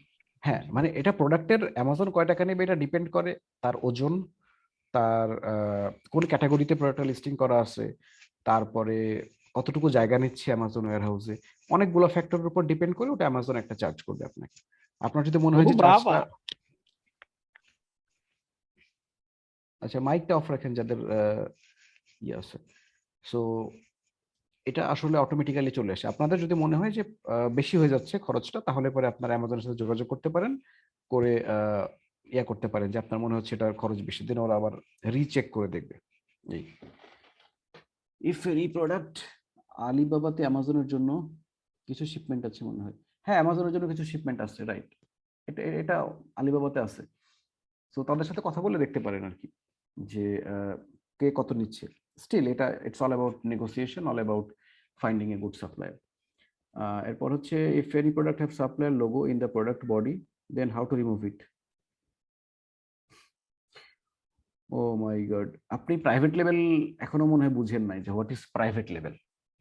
ওকে, আপনি হচ্ছে আমার একদম ফার্স্ট ক্লাসটা ভিডিও দেখেন, দেখে দেন হচ্ছে যে আপনার কোশ্চেনের অ্যান্সারটা আপনি পাবেন। এই কোশ্চেন আপনি এখন কিভাবে করেন আমি বুঝলাম না। আমার মনে হয় যে আপনারা সবাই এই কোশ্চেনের অ্যান্সারটা জানেন কয়জন, একটু আমাকে কমেন্ট করেন তো চ্যাট বক্সে। I believe everyone should know that by this time. আমরা এখন সাপ্লায়ার রিসার্চে আছি। এখন আপনি জিজ্ঞাসা করতেছেন যে কিভাবে আপনি আপনার প্যাকেজিং এ সাপ্লায়ারের লোগো রিমুভ করে আপনার লোগো লাগাবেন, মানে এই কোশ্চেনটা আসলে আমি এক্সপেক্ট করিনি। এনিওয়ে, আসসালামু আলাইকুম ভাইয়া। ওয়ালাইকুম ওই যে আসসালাম। ধরেন প্রোডাক্ট কস্ট যে ওরা দেয় সাপ্লায়াররা, ওরা কি শিপিং কস্ট সহ দিয়ে দেয় অ্যামাজন না পর্যন্ত? না, আলাদা। ডোর টু ডোর শিপিং কি এবং কিভাবে করতে হয়, যাতে চায়না থেকে সরাসরি ডোর টু ডোর শিপিং হচ্ছে যে এটা হচ্ছে কোনো কোনো সাপ্লায়ার কি বলে দেয়, আবার কেউ কেউ হচ্ছে কোনো কোনো শিপিং এজেন্ট প্রোভাইড করে। সো এটার জন্য কিছুই করার নাই, এটা হচ্ছে সিম্পলি সাপ্লাই, আপনার যে ম্যানুফ্যাকচারার অথবা আপনার যে শিপিং এজেন্ট, আপনার শিপিং এজেন্ট ম্যানুফ্যাকচারারও হইতে পারে আবার আলাদাও হইতে পারে, তাকে যখন জিজ্ঞাসা করবেন সে হচ্ছে আপনাকে প্রাইসিংটা দিতে পারবে। ওকে, ডোর টু ডোর শিপিং হচ্ছে যে আপনার ওয়্যারহাউস থেকে নিবে, প্রোডাকশন যেখানে হচ্ছে, এবং ডিরেক্টলি অ্যামাজন ওয়্যারহাউসে পৌঁছায় দিবে। This is called door to door shipping. Okay, এবং এটা কিভাবে করবেন, এটা হচ্ছে যে সাপ্লায়ার করে দিবে, আপনার যে শিপিং এজেন্ট সে করে দিতে পারবে। ওকে, সো ওকে, আর মনে হয় কার কোনো কোশ্চেন নাই? আমি একটা প্রশ্ন করতে যাচ্ছিলাম শিওর। যে আমি তো প্রোডাক্ট রিসার্চ এখনো শেষ করতে পারিনি, আমার 8-10টার মতো প্রোডাক্ট পেয়েছি, আমার কাছে মনে হচ্ছে ভালো। এখন এখন আমরা মানে আমার মতো যারা পিছিয়ে পড়েছে আমাদের জন্য সাজেশন কি, মানে আমরা মানে আরো কিছুদিন প্রোডাক্ট রিসার্চ করব নাকি এই 8-10টা নিয়েই সাপ্লায়ার? না, প্রোডাক্টটা যতক্ষণ পর্যন্ত পারফেক্ট প্রোডাক্ট পান নাই ততদিন পর্যন্ত রিসার্চ করতেই হবে। মানে জোর করে লঞ্চ করার কিছু নাই, যখন আপনি শিওর যে আপনি ভালো প্রোডাক্ট পাইছেন দেন লঞ্চ করেন। ভাই আজকে কি আপনার ইয়া শেষ, মানে ক্লাসের টপিক শেষ? মানে আপনি ক্লাস সম্পর্কে আমি একটা রিভিউ দেবো সেই জন্য আর কি। হ্যাঁ, you can do the review, but mostly আমার ক্লাস অলমোস্ট শেষের দিকে, এরপরে আমি আরেকটা কন্টেন্ট নিব 2-3টা, সেটা পরে আসবে। আচ্ছা, আমি ক্লাসটা আপনার নিতে সাজেশন করবো এই জন্য, ধরেন আপনি আমি সবসময় নোট করি, আমার দেখতে আমার মানে যে কোনো ক্লাসে আমার নোট থাকে, তো এবং অনলাইন অফলাইন দুইটাই নোট থাকে। আমি এই আগের বেদের যে রেকর্ডেড ভিডিওটা আছে সাপ্লাই রিসার্চের ব্যাচ 1-এ, ঠিক আছে, গুগল শিটে দেওয়া হয়েছে, তো ওইটা আমি করছি। তারপরে আপনার এই ক্লাসটা করলাম, তো দুইটার মধ্যে আপনার এখানে যে ইনফরমেশন গুলো আছে ওইখানে কিন্তু এই ধরনের ইনফরমেশন আসে নাই। মানে ওইখানে খুবই মানে বেসিক বেসিক বলতে ওইখানে নোটটা আমার কাছে আছে যে আমি অন্য এই খাতারই অন্য পাশে করে রাখছি। তো মানে এইখানে আপনি যেমন যে প্যাকেজিং ইমপ্রুভমেন্ট, তারপরে যে সাপ্লাই সাথে মানে আপনি যেমন টু দা পয়েন্টে বললেন আমরা কি কি ভাবে কথা বলবো, ঠিক আছে ভাইয়া? এইভাবে আরেকটা ক্লাস কি শুরু না করি? আমরা তো ফার্স্ট বেস থেকে আসছি, আমরা স্যাটিসফাইড মোটামুটি। না না আমি আমি আমি এটা বলতে মানে আপনি ইয়া থাকেন, তো এটা আমার না রিভিউ না বলতেছি। ভাইয়া, আপনি রিভিউ দিবেন, আপনার ক্লাস নিয়ে দেন, আপনি আমাদের বেচ নিয়ে এইভাবে বলার না দরকার নাই। আপনাদের দেখেন, ব্যাচ নিয়ে বলছি না, I am talking about mentor উনি আসলে I am talking about mentor. তো আমি বুঝতে পারছি, I am talking about mentor, not you, please. তো এখানে ধরেন এই যে আপনি টু দা পয়েন্টে আপনি যেমন ইয়া বলছেন, এই আমরা প্যাকেজিং, তারপর আপনি বাইরের সাথে আমি কোন কোন টেক্সটে কথা বলবো, হ্যাঁ মানে হ্যাঁ ঠিক আছে, আমার এই ক্লাসটা আপনি না করলেও সমস্যা ছিল না, ওইটাতে আমি কাজ চালাইতে হতাম, হতে পারে আমি অনেক অ্যানালাইজ করে, কিন্তু মানে সবার জন্য মানে আপনি যে ইনফরমেশন বলছেন এই ইনফরমেশন গুলা মানে ঠিক আছে তারাই ক্লাস দেখ, ডাজন্ট ম্যাটার, বাট এই ইনফরমেশন গুলো আসা দরকার, মানে কথা হলো এটা আর কি। হ্যাঁ, আসলে অনেক সময় হয় কি যে আমাদের আসলে কোম্পানিটা আসলে অনেকগুলা এখানে স্টাফ আছে, এমপ্লয়ি আছে, এক একজন এক এক সাইডে আসলে এক্সপার্ট। সো আমার বিষয়টা হচ্ছে কি যে আমি এই সবগুলা জিনিস নিজে নিজে করে আসছি। সো আমি হয়তো ওভারঅল জিনিস সবকিছু জানি, কিন্তু যারা এই বিভিন্ন টপিকে যারা এক্সপার্ট তারা কিন্তু অনেক সময় দেখা যায় যে আমার চেয়ে বেশি এক্সপার্ট। ওকে, সো অনেক সময় দেখা যায় যে তারা তাদের মতো করে জিনিসগুলো বলতেছে, বাট এখানে আরেকজন যেমন বললো যে উনি কিন্তু বুঝতে পারছে। সো আপনার কাছে হয়তো মনে হয়েছে যে এটা এরকম এটা এরকম, বাট দিন শেষে আসলে হয় কি যে আমরা সবাই আসলে ট্রাই করি একই টাইপের কন্টেন্ট দেওয়ার জন্য, যত বেটার কন্টেন্ট দেওয়া যায়। মানে কখনোই খারাপ কন্টেন্ট কেউ দিতে চায় না, we don't want to do that, but yes সবগুলো ক্লাস আমার একার পক্ষে আসলে নেওয়া সম্ভব হবে না। না আমি খারাপ ক্লাস বলি নাই, উনি আমি বুঝতে পারছি, মানে আমি বলতে মানে ইনফরমেশন আমার কাছে, মানে আমি দুইটা ক্লাস করছি দুজন মেন্টর, তো আমি উনি মেন্টর খারাপ সেটা আমি বলছি না, আমি বলছি যে উনিও যদি দেয় মানে ইনফরমেশন কিছু ল্যাকিং থেকে যাচ্ছে আমার কাছে এটা মনে হচ্ছে। যেমন আপনি যেমন এখানে ওইখানে ওইগুলো আমার কাছে নোট আছে, যেমন আপনি আমরা বায়ারকে কোন ধরনের প্রথমে অ্যাপ্রোচ করবো, হ্যাঁ মানে সাপ্লায়ারকে আমি সাপ্লায়ার আমাকে কিভাবে খারাপ ভাবতে পারে, রেসপন্স না করতে পারে, এই ধরনের অ্যাপ্রোচ গুলো যেমন এটা খুবই ট্যাকটিক্স অ্যাপ্রোচ। আর ভাই তো লাকি ডাবল ক্লাস করতেছে, তো তো এই ট্যাকটিক্স গুলো মানে ইনফরমেশন আমার মনে হয় ইনফরমেশন ল্যাকিং আছে, এটা শুধু হিসেবে আর কি। আমি কিন্তু ইফতেখার বাইক ক্লাস নেই এটা বলিনি, বা আমি কিন্তু আপনি দেখছেন আমার শীট আগে আমি কিন্তু অনেক তারা মানে সবাই ক্লাস স্টার্টের আগে আমি কিন্তু আপনার ওই যে ফ্রি ক্লাস আছে বা ওই যে টুরস এন্ড পন্ডে দিয়েছিলাম ওইগুলো দেখে আমি নোট তৈরি করছি বা রিসার্চ করে ফেলছি, কিন্তু আমার কাছে মনে হচ্ছে ল্যাকিং আছে, দ্যাটস ইট আর কি। Okay, no problem. So we are always trying to give the best always, but আমি চেষ্টা করব এখন থেকে যত বেশি ক্লাস আমি নিজে নিতে পারি, আমি এটা আমার চেষ্টা থাকবে। হয়তো সব সময় হবে না, বাট যতটুকু ম্যাক্সিমাম করা যায়। এবং আমি জানি যে আসলে আমার চেয়ে কে কোন টপিকে ভালো জানে। যেমন পিপিসি যদি জিজ্ঞেস করেন, আমি পিপিসি করি নাই গত 2-3 বছর ধরে, সো আই ডোন্ট নো। এবং আমি ফর শিওর আমি পিপিসির কোনো ক্লাস নিব না। অ্যাকাউন্ট ম্যানেজমেন্টের ক্লাস, আমি অ্যাকাউন্ট ম্যানেজমেন্ট করি না for last 2 or 3 years, so এই ক্লাসগুলো আমি নিব না। বাট এগুলো ছাড়া বাকি অনেক জিনিস আছে যেগুলো আমি নিব। I will try my best to give more time. Okay, so I hope that will help you to learn more.